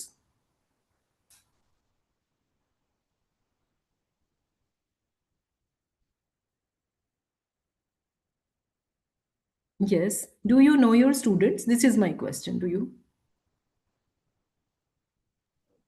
Ma'am, to some Yes. extent only.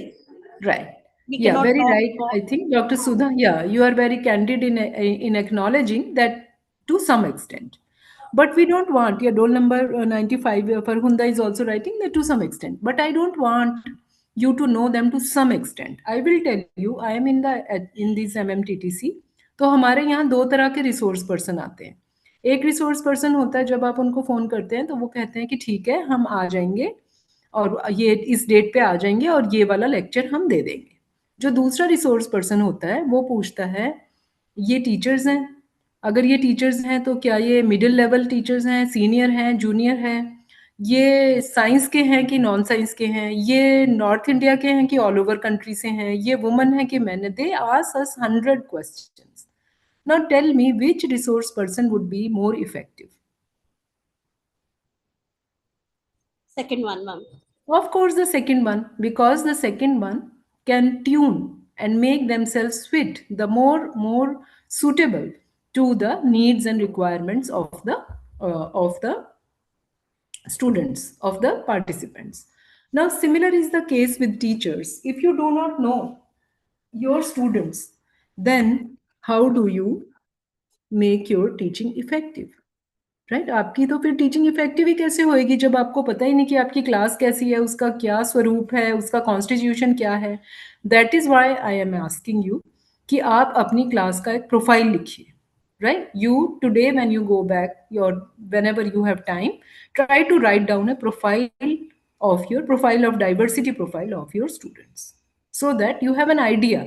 I don't want you to have an idea after the whole semester is gone. I want you to have an idea on the first day of the class only. Right. So for that एक तो ये चीज हो गई कि जो admission form से आप पता कर सकते हैं जो आपकी क्लास का क्या प्रोफाइल है. एक तो वो हो गया जो ऑलरेडी रिटन डॉक्यूमेंट है, स्टैट्स है. इसके अलावा जो हम बात कर रहे हैं कि what are they from inside, how are, because every person is unique. So I will tell you a exercise that we do on the first day of our classrooms, in which we call it river of life activity. Right, river of life activity. Right. अब इसमें क्या करना है, आपने अपने students को first day पे you give them one A4 size paper, और उस A4 साइज पेपर पे you ask them to draw their life as if it is a river. Right, अपनी लाइफ को एज, वो डायग्राम भी बना सकते हैं, फ्लो चार्ट बना सकते हैं, लिखना है तो लिख सकते हैं, कुछ भी कर सकते हैं. Right, but they have to present their life as if it is a river. The river has an origin. River goes through ups and downs. Rivers, there are some things which support the river to go on, and there are some things which hinder the river. There are barriers, and finally the river wants to go to a destination. So the student will portray their life as if it is a river. So when they have done this, you can give 10 minutes to them.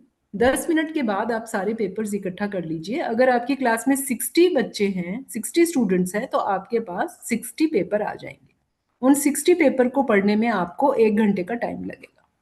आपको ये याद नहीं करना है कि किसने क्या लिखा है, which student has written what.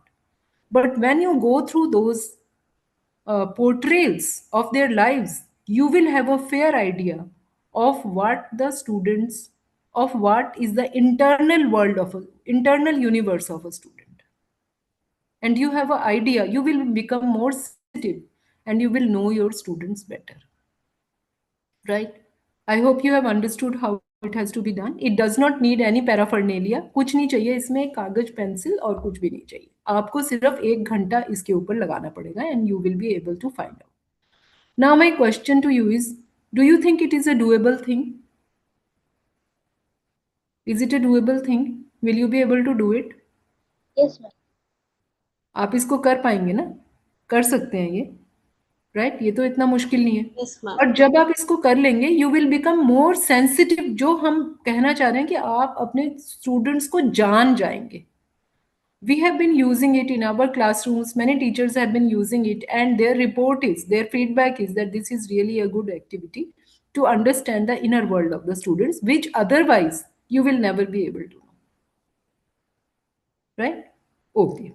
So let me go to my next point. The next point is, the first step is that the teacher should know the students. This is the first step. कि किसी भी तरह से teacher को students को better जानना है. The second step is the students should know the teacher. Do your students know you as a teacher?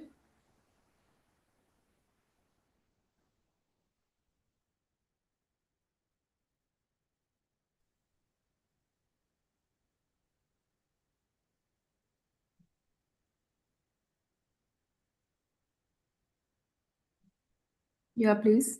Do your students know you as a teacher? Okay, very good. People are saying yes. Right. तो वो क्या जानते हैं आपके बारे में? Like, how do they know you? First of all, let me ask Dr. Makaran, how do they know you? So whenever we are there in a group, let us assume there a community is there. So by knowing the position of admin or something, So they can identify us as a teacher, or indirectly by the name, whatever we are providing on the sharing platform, they can identify like that, we can say. Okay. So anybody else would like to answer? But this is just a positive way in which we can say, yes, students are taking part in that one. But most of the students, in real life, what happens is most of the students are not at all knowing, because just because of whatever we are sharing, they only know that. If let us consider that on behalf of me, somebody else is acting as me, then they will identify him as me. So this can also be possible. Right. Okay. So, but no, but don't the students come to the classroom and meet you directly? Yeah. Students are coming, but what happens if a absconding student is there? Let us one of many, as there are strength is high. We can say that Yeah, one we is don't know. coming Right. regularly, Okay. and he comes and he's asking, yes, who is Mr. Wangikar? Like that, this can happen, and this is what Right. we are generally facing the problem. Yes.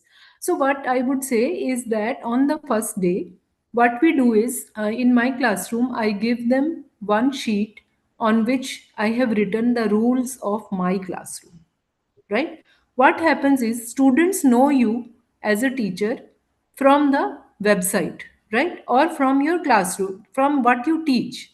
But what I want them to know is me as a human being, and me of course as a teacher, and what are my expectations from the students and what type of a teacher I am. So I help them in that. On the first day I give them one sheet on which I have written rules of my classroom.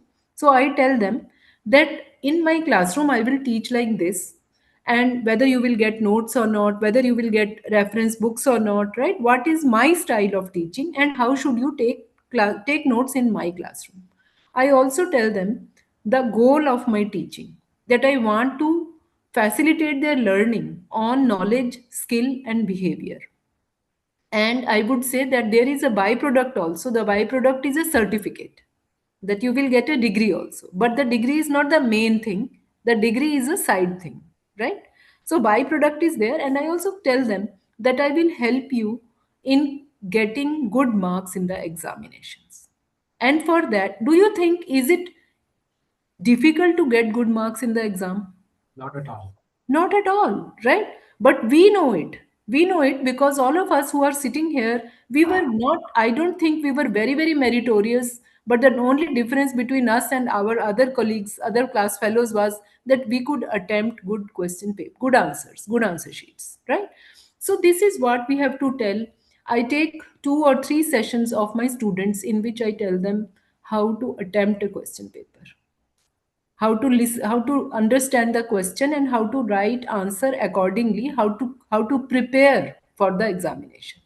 And I also tell them that this is something, this is a hack, actually this is a hack, right? You can master it, but what is needed is that you master the knowledge, that you master the concept.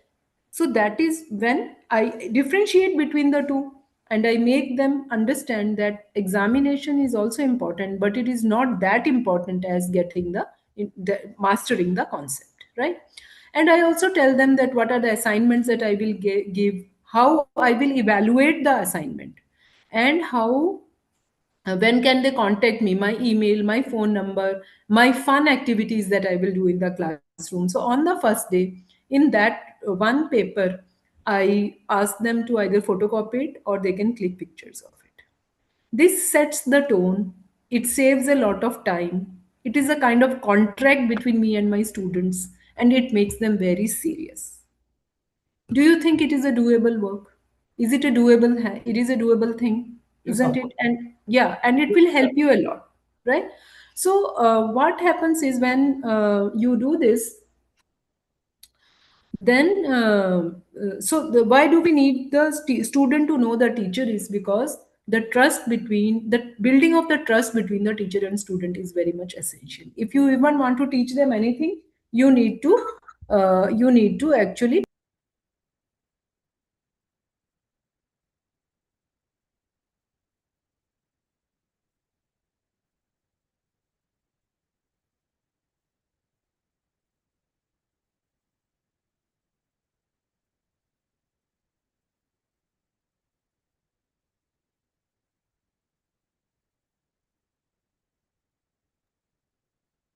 So, yeah, right.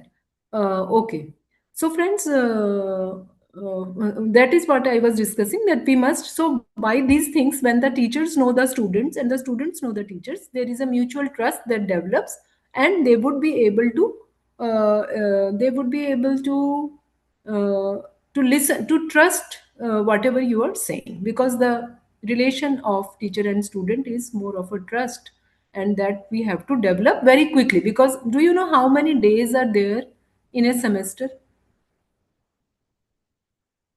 Approximately, we can say 120 if we are going for what you can say first and second sem like that. Yeah, but how many days are in a semester? 90 days are there. 90 days, right? So you will see that only 90 days, and that 90 days are also not fully used, because many times there is some other holiday or something, bunking and weather problems and issues. So even 90 days are not there. So this is the only window. If you want to do any kind of intervention to yours, if you want to improve your students, bring some intervention, use diversity, make classroom inclusive, this is the only window. You don't have a lifetime to actually do all the things, and that is why we need to do things very smartly. We need to use the strategies which are quick, and use something very intelligently, right? So these 2 points are there. The third point is, uh, do the students know each other? Yes. Yes, if they are coming regularly, they can interact with each others and they can identify each others. No, of course, they can interact, but are they interacting? Do they know each other?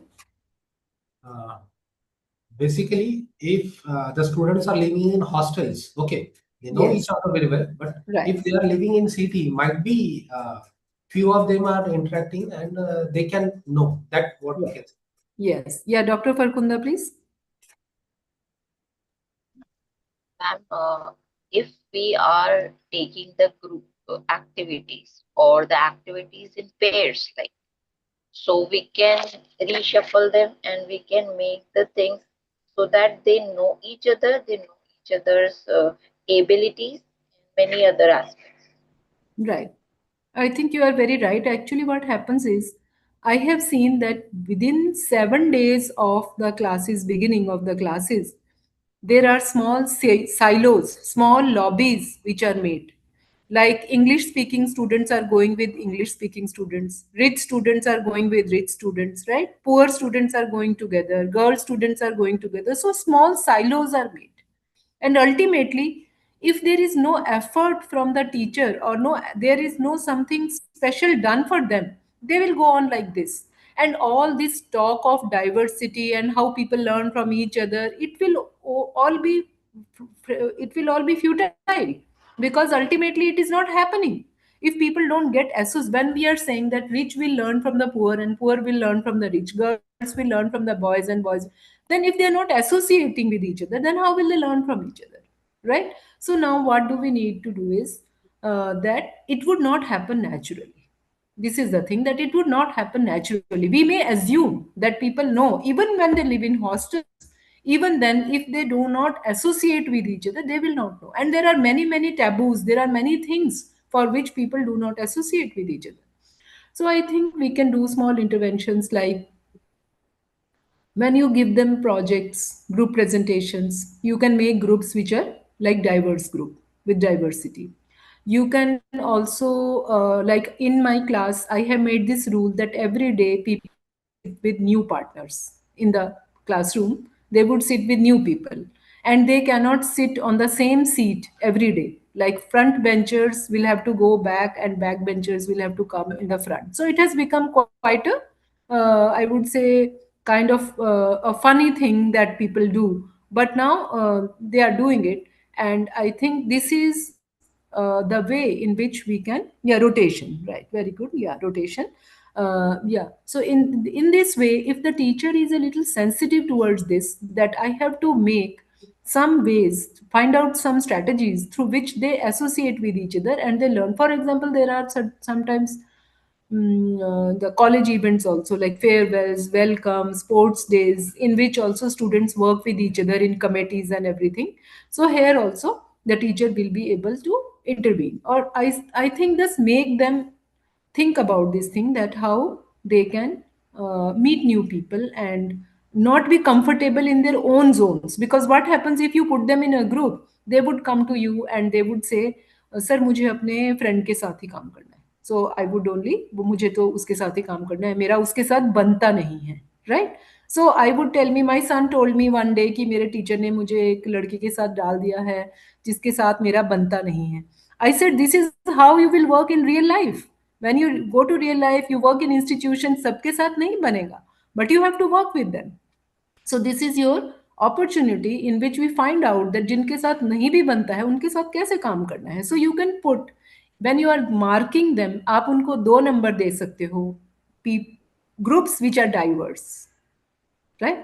You can find out ways to actually incentivize this thing. Okay. Now I come, so these are 3 things we have discussed. Now I come to the 4th point.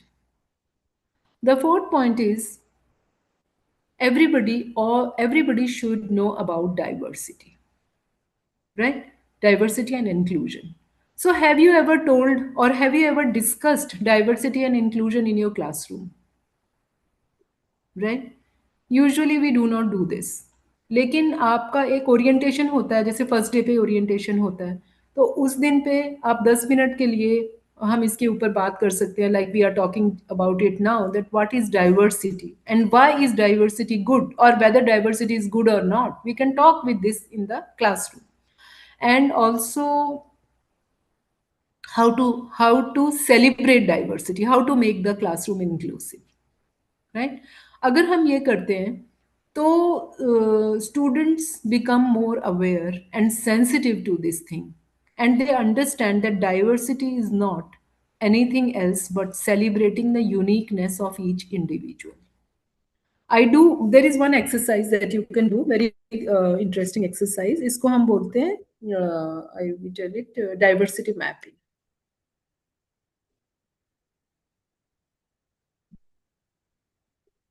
सो अभी भी कर सकते हैं हम ये वाली activity, if people are there. अगर मतलब ज्यादा लोग हैं and they can respond to my questions, then we can do this activity.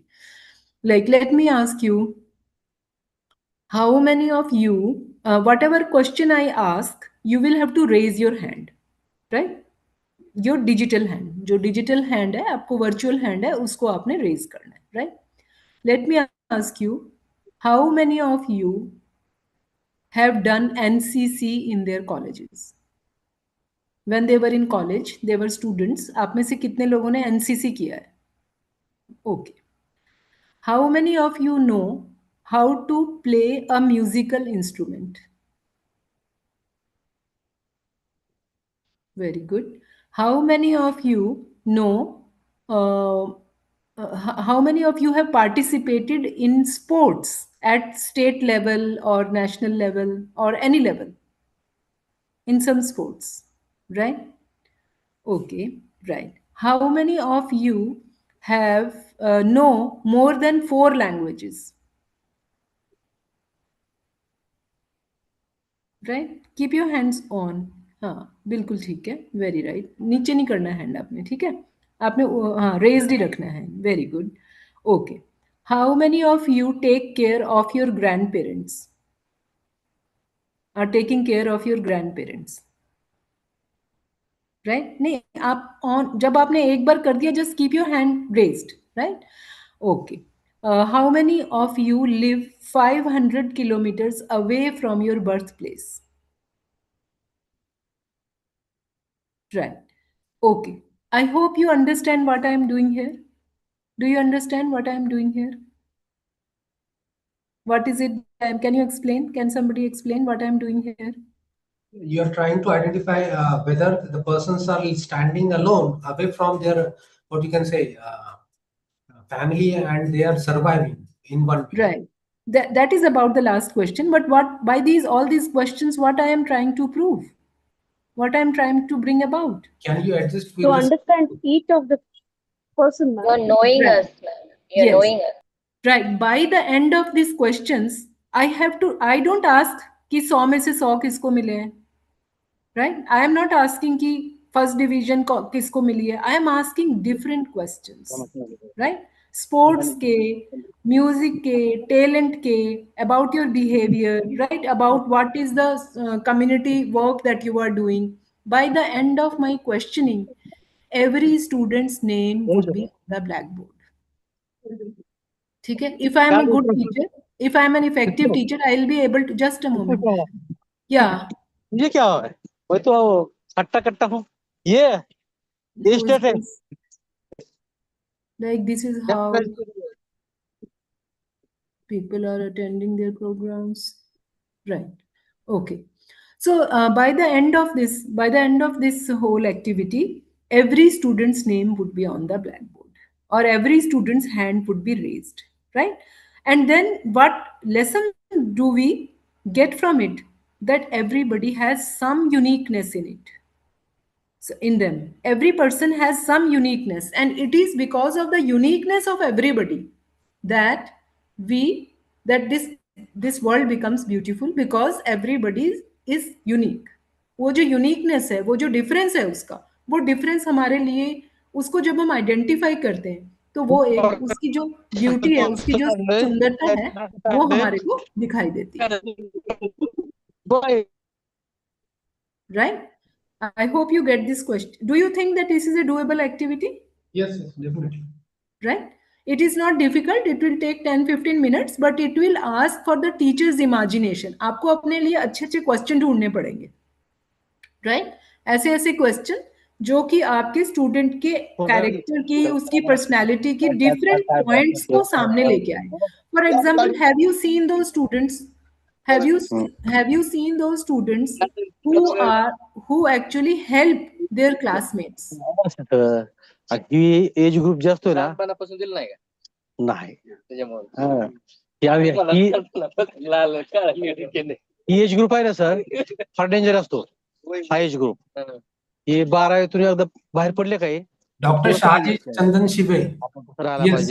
Am I audible to you? You are disturbing the class. Please mute yourself.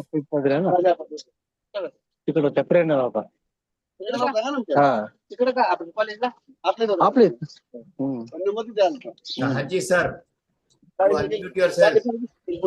Shahaji sir. Dr. Shahaji. त्याला मुलं नवीन Dr. Shahaji, please. असं करण्यापेक्षा Splendor गाडी आहे.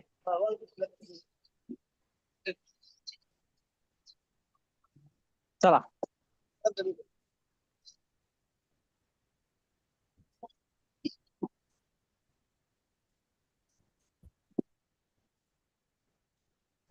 Right. Okay. So, right, friends, just tell me what you understood from this thing, and please give some comment on this so that we can move forward now. Yes, please. What I thought about this is, altogether we are making the class as communicating with each other.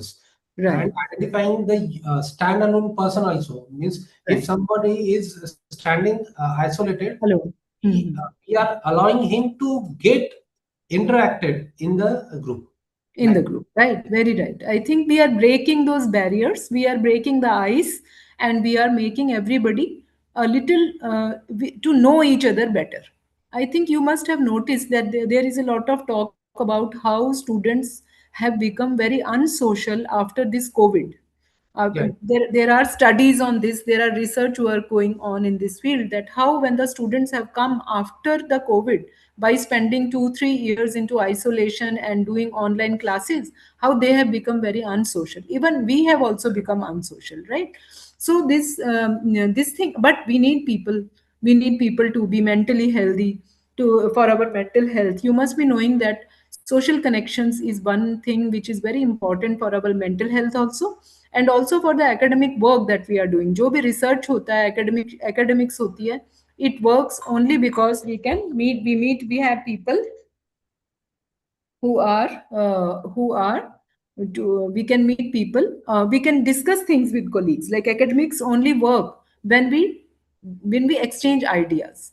So this idea you have to give to the students, and when you do this activity, which ultimately becomes a very fun activity and a warm thing, and everybody knows everybody a little more, right?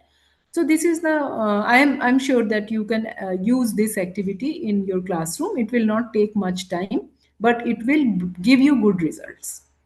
So I come to the final step, and that is the fifth step of the thing. And the fifth step is everybody should examine their biases, right? All of us have biases. What is a bias then? What is a bias? It is just Being like subjective. Being subjective, yeah. Dr. Makaran? yeah, it is just like on off, means either of this or that, like that structure. Right. We have different bias is an unnecessary leaning towards something, right? Unnecessary leaning. And it does not have a basis. It does not have an evidence. Proof नहीं होता उसका. आपको बस yeah, you act in a particular way, you lean towards something and without any kind of reason for that. तो ये जो जिसको हिंदी में हम कहते हैं पूर्वाग्रह, पूर्व धारणा, right? To think about it something. There are different kinds of biases in our country, and not everybody, not in our country, in the world also, because bias is also something which is very human, which is very natural. How does a bias come about? Bias बनता कैसे है? Bias हमारे experiences से बनता है. हम जब हम बिकॉज ब्रेन जो है वो सारी चीज़ों को नहीं समझता है, वो थोड़ी सी चीज़ को लेके उसी को ही यूज करता है अपने डिसीजन मेकिंग में. There are reasons for logical reasons for why do we have biases. However, for being a more thoughtful person and to make a classroom inclusive, we need to examine our biases. And as teachers, of course, it is very much required that we know that what biases do we have, and we examine them and we take them out. But it is also an activity that students should know how to do that. So what do we do is, we have an activity, we call them drop your bias. So there is a basket in the classroom or something in which we write a bias in, and then we drop it in the basket, right? So there can be different biases, and when we start examining, it seems very funny that how do we have biases. For example, what we can do is we can also share our experiences of when you were excluded. Do you have some experience in which you were excluded? Right? If you can share that bias, that experience sharing with the students, they would understand that how biases work and why should we drop biases. Because bias, when we do research, for example, we have methods, statistical methods through which we can delete the biases, right? जैसे कि आपको sample जो है वो कैसे लेना होता है? जब हम रिसर्च करते हैं तो उसमें सैंपल कैसे लेना होता है to remove bias? Yes,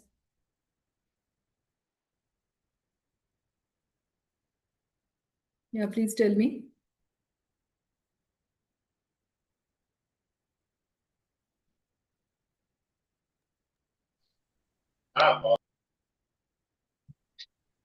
yes please. या जैसे आपको पता होगा, जब हम रिसर्च करते हैं तो हम सैंपल छोटा नहीं लेते हैं, right? If you take a small sample then it will bring bias into your work. अगर आप दो लोगों से ही सिर्फ क्वेश्चन पूछ लोगे और दो लोगों के आधार पे ही अपना रिसर्च लिख दोगे, तो it will cause bias. So we take a big sample. We also take random samples, right? Random sampling करते हैं सो दैट बायस जो है वो उसमें से निकल जाते हैं biases. So similarly, in research it is there, but in life there is no way of taking your bias away but to examine it. जब हम उसको एग्जामिन करते हैं तो ही हमें पता लगता है कि बायस किस तरह से हमारे अंदर है या नहीं है. So if you, for example, I always share one experience with my students, that when I was a school student, I was very much conscious about my dark complexion, right? I was in a classroom in which all the other girls were very fair and they were very beautiful with sharp features. And when the music teacher would come, she would select girls for dance item, the dance in the annual function. So she will come and select all the beautiful girls, all the fair girls in the classroom, and she would take them away. And I would feel very, very excluded, and I would feel very bad that I have not been selected, and I would become more conscious about this thing, and I would develop inferiority complex, right? So it is much later when you grow up, you can understand that I am not to be affected by this bias. But when you are a child, when you are a school student, even in a college student, you would see that these things actually impact you. And you do not know how to handle this thing, right? Similarly, if you go into now, you must be knowing that the Supreme Court has made a task force on mental health of higher education faculty and staff, right? So that the students who are in higher education and even staff, they should not face any mental health issues. One of the reasons of the mental health issues, if you go deep rooted, you will find that it is the discrimination that they are facing, and the discrimination on different bases, on the basis of all kinds of funny things, all kind of silly things, right? But they are facing discrimination in human condition, in human treatment.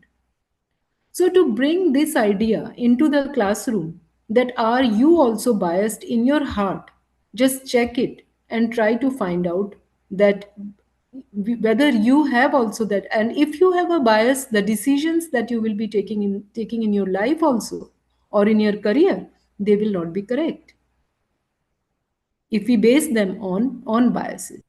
Now the problem with our students is, no problem, I would not say problem, but the challenge will have, do you think are your students children?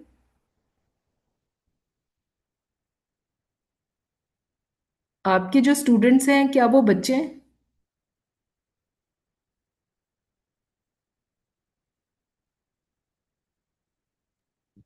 They are grown-ups, but they are They are still young learning. adults, ma'am. Very right. I think you are very right.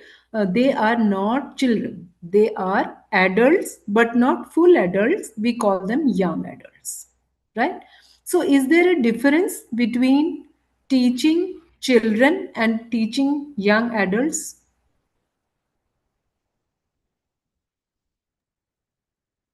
Yes, ma'am. They are more difficult to control because there are more complexities in their psyche. And so I probably I should not use the word control, but they're more resisting. So in that sense, yeah, it's more difficult, ma'am. Right.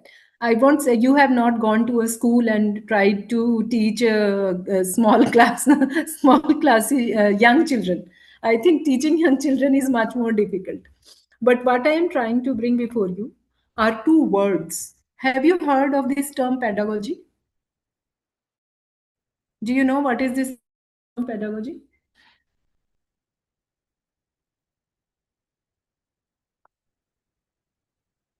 ये word पता है आपको pedagogy?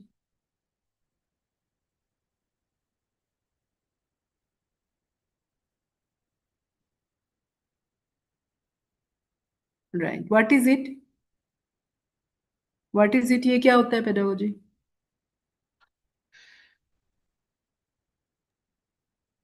It's a method of teaching, madam. Right. It is method of teaching. However, there is a word, इसमें पेडा word जो लगा हुआ है ना, जैसे हम बोलते हैं pediatrics. Now, what is pediatrics? Related to children, madam. Right, related to children. So, peda word जो है वो related to children होता है.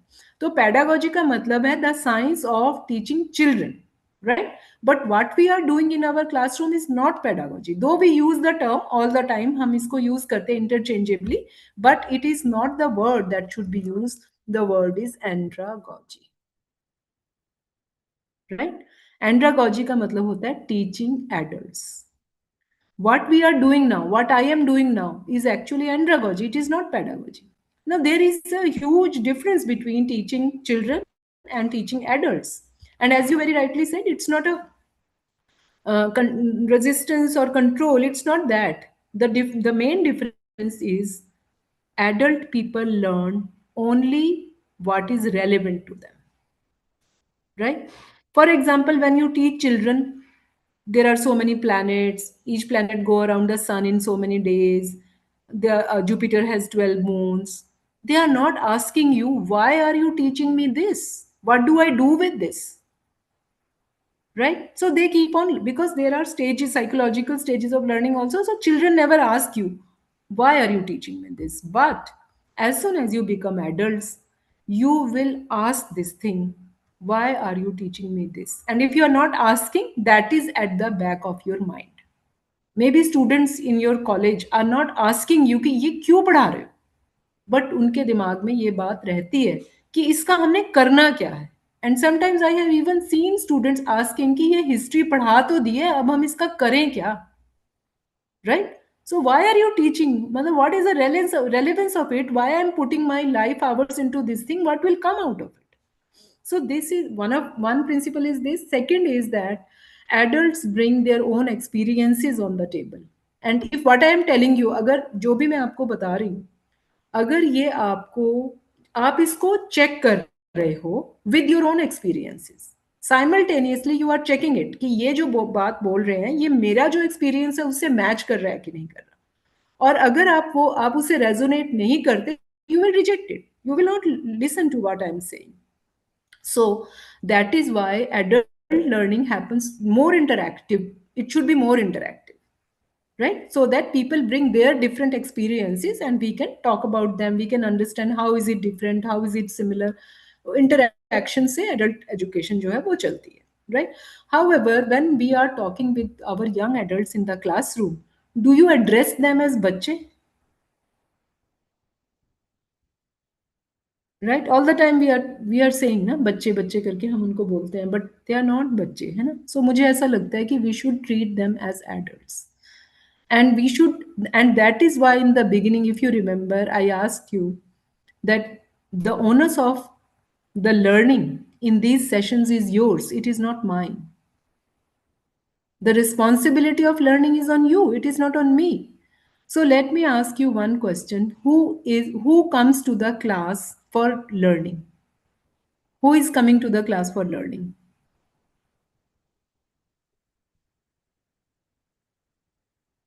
क्लास में पढ़ने के लिए कौन आता है? लर्निंग के लिए कौन आता है? The one who wants to learn No, or who yeah, wants no, student और टीचर. both. No, both नहीं. देखो, जो टीचर लर्न करता है, टीचर तो बाय डिफॉल्ट लर्न करता है, वो सभी लर्न करते हैं, शॉपकीपर भी लर्न करता है, every day everybody is learning every day, right? Teacher doesn't come to the class for learning, it is the student who comes to the class for learning. और क्लास में सबसे ज्यादा मेहनत कौन कर रहा होता है? Teacher. Of course, right? Isn't it a skewed way कि टीचर लिख भी रहा है, बोल भी रहा है, समझ भी रहा है, पढ़ रहा है, एनालाइज कर रहा है, एक्सप्लेन कर रहा है. Teacher is the most active in the classroom. और जिसको तो सीखना है वो पैसिवली बैठा है. This is a skew, this is a wrong model of teaching. Teaching doesn't happen like this, right? So what I want to ask you is, आपकी class में अगर 40 बच्चे हैं तो कितने बच्चे पढ़ते हैं, कितने बच्चे सीखते हैं? Not more than 5. Right, not more than 5. और बाकियों को आप क्यों नहीं सिखाते? They are not willing to. Okay, that is the thing ना. अब आप समझे कि अगर आपके बस में होता, टीचर के बस में होता, तो वो 40 के 40 को पढ़ाता ना, बट आपके बस में नहीं है. So this is a great understanding and a shift in the teaching, that a teacher cannot, the teacher is not responsible for learning. You can teach, but the students will learn only if they want to learn, right? अगर ये formula है तो फिर teacher क्या करे? अब बात ये कि आप तो पढ़ा रहे हैं, बट आपके तो क्लास में 4 ही बच्चे पढ़ रहे हैं, बाकी बच्चे तो नहीं पढ़ रहे. तो फिर आप क्या करो? जब प्रिंसिपल आपको कहता है सिलेबस खत्म कर दिया, पेरेंट्स कहते हैं, स्टूडेंट कहते हैं, teacher can do nothing. It is the student, the onus is on student, right? So what you have to do is you have to create such circumstances कि जो पढ़ने की चाहत है वो 4 से बढ़ के 10 में, 20 में, 25 में हो जाए. हम सिर्फ पढ़ने की चाहत को बढ़ा सकते हैं, हम पढ़ नहीं सकते उनके लिए. We can't learn, learning is their duty, right? So I will just, so that is why in this whole scenario, the discussion that we are doing, आप उनको सिखाइए मत कि डाइवर्सिटी क्या है, आप उसकी डेफिनेशन मत बताइए, you just make it aware. We call it autonomy. उनको ऑटोनॉमी दीजिए so that they can understand, they can bring up, they can look into their biases and find out. Just ask them, are you biased about, let us say, even if political ideology, I would say, agar aapki ideology different hai, it doesn't mind, I don't mind, right? If you are from a different religion, from a different caste, can I still be human with you? That is the question na? Can I still not judge you for that? That यही बात है ना. देखो, अलग अलग तो सभी होंगे, लेकिन क्या हम उनको आइडियोलॉजी की वजह से, कि वो हमारे से डिफर करते हैं, आइडियोलॉजी में डिफर करते हैं, या रिलीजन में डिफर करते हैं, या कास्ट में डिफर करते हैं, या आइडियाज में डिफर करते हैं, या ड्रेस में या खाने में डिफर करते हैं, तो क्या हम उनके साथ एक ह्यूमन बर्ताव नहीं रखेंगे? That is, everything boils down to that only, right? So this is the question that we put to our students. However, when we put to our students, it is the students who work towards that question, that intellectual question, and it is not the teacher to just preach them. So this is called the nudge way, nudging. Do you know what is this meaning? To nudge. Gentle push, ma'am. Right, gentle push, right? To give a hint, just give them a hint. You cannot, because the young adults will never take any preaching. They have to be given their authority, their agency, and autonomy. So, if you respect their agency and autonomy, only then they will be pursued to follow that direction.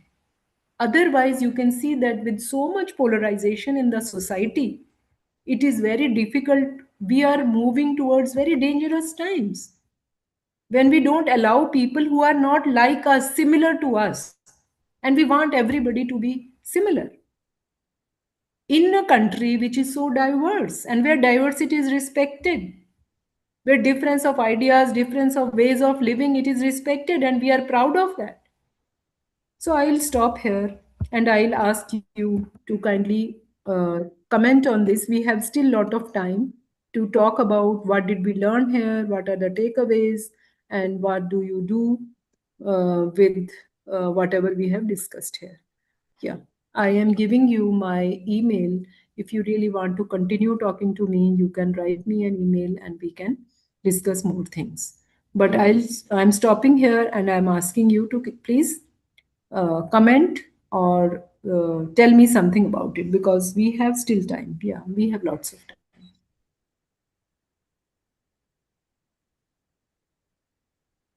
Yes, ma'am. Ma'am, overall the session was very nice, interactive. I have many takeaways from this session, mostly from all the sessions I do have, but the way today I have explored too many of the ideas that will be implemented in many of my life experiences is the best. I can say near to perfect. Thank you very much for that. Right. Thank you very much. Yeah, I would also like to just, you can think, you don't have to tell me just now, maybe, but what are the things that can be implemented? What are the things, like, what are the doable things? Other people can also speak.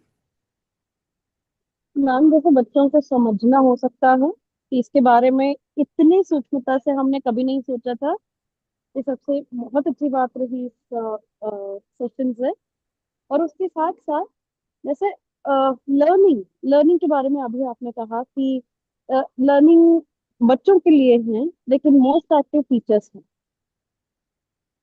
तो ये बात बहुत अच्छी लगी ma'am.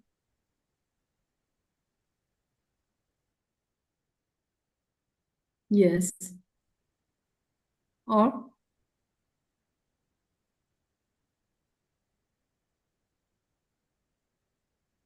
yes, please.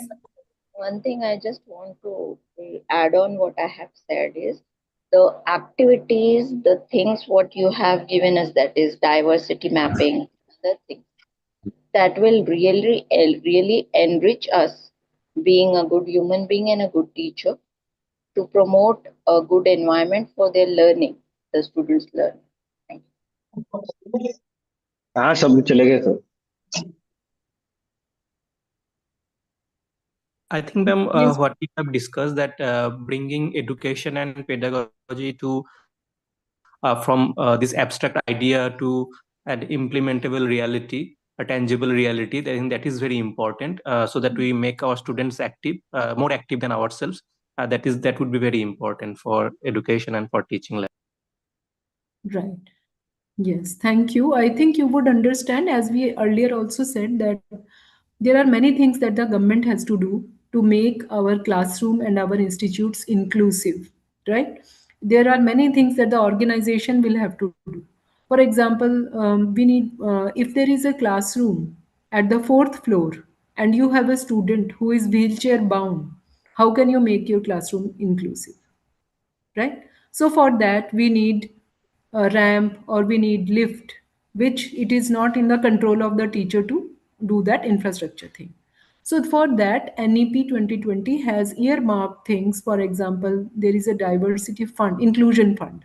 There is an inclusion fund which is specially earmarked so that institutes can be made more accessible. You must have seen that now no building can be made without a ramp or without a lift, right? So gradually we are understanding that how to make our institutions inclusive, and university is the only place.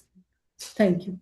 University is the only place which, only place I think we should begin begin the revolution in the society from the universities, and universities should show the path. So, and then similarly to the organization also, there are certain things. However, today we discuss the things only which the teachers can do in the classroom, but that doesn't mean that it is only the teachers who are responsible for making inclusive classroom. But as you can understand, because the teachers have a lot of impact and they are in connection with the student, in company of the students more than anybody else, and that is why we think that the teachers are more important. The teachers are the are influencers in the lives of students, and to give them an idea of critical thinking, to make them think in a critical way, to examine things, to question things, to challenge what is coming on without thinking, right? I think these are some of the things which can be very subtly included in our classroom practices. And because as I said that we don't have very long time, we don't have a lifetime to actually intervene in the life of the student and make them better human beings and better citizens. Therefore, quickly we can do, one of the things that we can do is to make them critical thinkers, make them thinkers, right? And for that again, there are direct ways of doing it. How do you teach in the classroom? Do you just do spoon feeding, or do you make them work, right? So here I would like to give you the example of Eklavya. Do you know the story of Eklavya? Yes, ma'am. Right.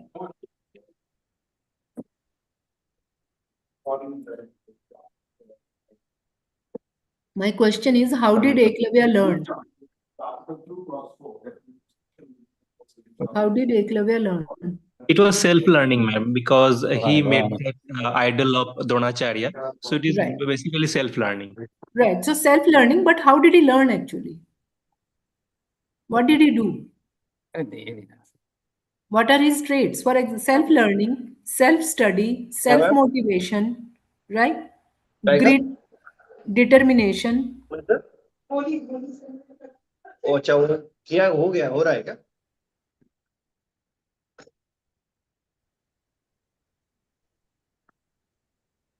And we also know that the students who learned directly from the teacher, Eklavya learned even better than them. Right? It is his determination that landed. It is not only his determination, because the onus of learning is on him. सीखने की जिम्मेदारी उस पे है, right? गुरु तो वहां है ही नहीं, गुरु तो एक मूर्ति है, उसने तो कुछ बोला ही नहीं। तो गुरु का यही काम है, उसका काम सिर्फ इंस्पिरेशन है, right?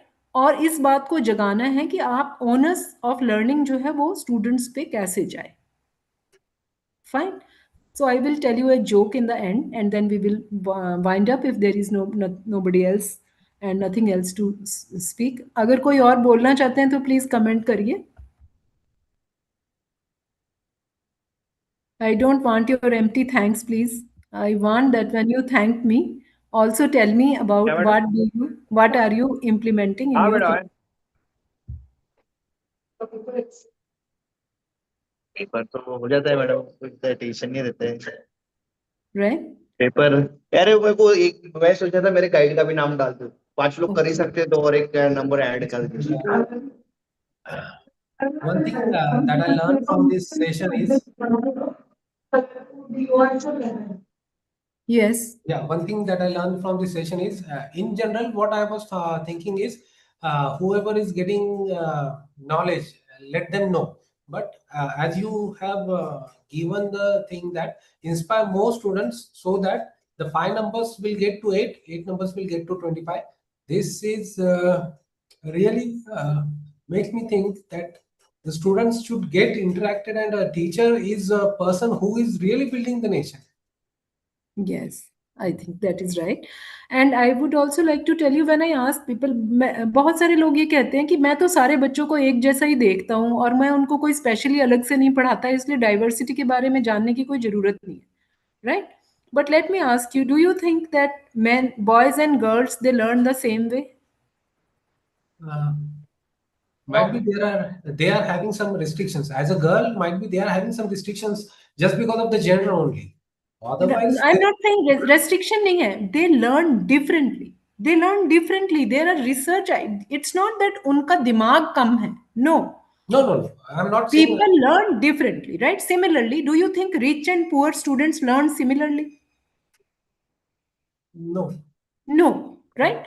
Again, as I would say that there are studies which show us that how poor and rich people they learn in different ways, right? So we should be aware of these differences and we should help them come out of their disadvantages. If we really want to make our classroom inclusive, तो उनकी जो problems है उनको हम बाहर निकलना सिखा सके। लेकिन जैसे मैंने कहा कि ये मतलब बहुत बड़ी क्लास के में जब डाइवर्सिटी होती है, हर एक बच्चे को आप नहीं कर सकते, लेकिन एक चीज है जिससे आप सभी बच्चों को डील कर सकते हैं और सभी बच्चों को फायदा होगा, और वो है critical thinking in a scientific way. अगर हम ये सिखा देंगे, साइंटिफिक थिंकिंग सिखा देंगे, then they would be very open to new things. They would understand that differences would be there, but how do we deal? They will be objective in their thinking. So आज जो भी चीजें हम देख रहे हैं उनका I think अगर एंटीडोट है तो वो यही है that we teach our students in the critical thinking. Yeah. Yes, roll number 30, you were going to say something.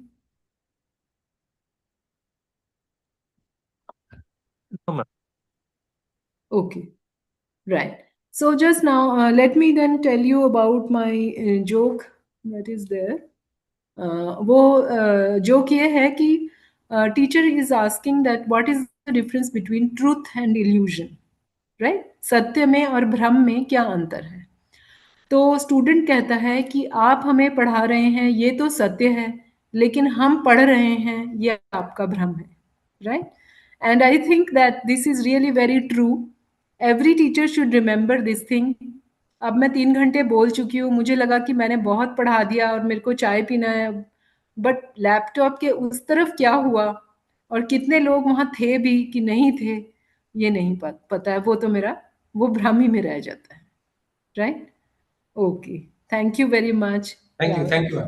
Right, let us wind up Thank you, then. ma'am. Yeah. Thank you, ma'am. Thank you, ma'am. Good. Okay, let me give vote of thanks. Right. Good evening, one and all. MMTTC Malumation Teaching Training Center, Dr. Baba Saheb Ambedkar, Marathwada University, Chhatrapati Sambhajinagar, Aurangabad. I, Dr. Sheikh Akhil, is honored to propose vote of thanks on the 6th day of 33rd NEP orientation and sanitization. First and the foremost, I extend my heartiest gratitude to our esteemed guest speaker, Professor Dr. Jayanti Dutta ma'am, Professor in Human Research Development Center, Punjab University, Chandigarh. She is also Professor and Program Director, Malme Vision Teachers Training Center, Punjab University, Chandigarh. Thank you, ma'am. A special thanks to our guest speaker, Professor Jayanti ma'am, for enlightening us. Your insights into multidisciplinary learning have given us much clear roadmap for our goals as an educator. She completely started with interactive session, which makes us active in session, and all the participants got active. Very well, question answer session, ma'am. Thank you, ma'am. It's very learning, informative, and inspired us. Thank you very much, ma'am. I thanks Dr. Abdul Rafe, Assistant Director, Coordinator, and host of this 12 days program. I also thank Professor Dhaneshri Mahajan, Director, MMTTC. Thank you to all the participants for patience learning, listening, and question answering session. Thank you very much.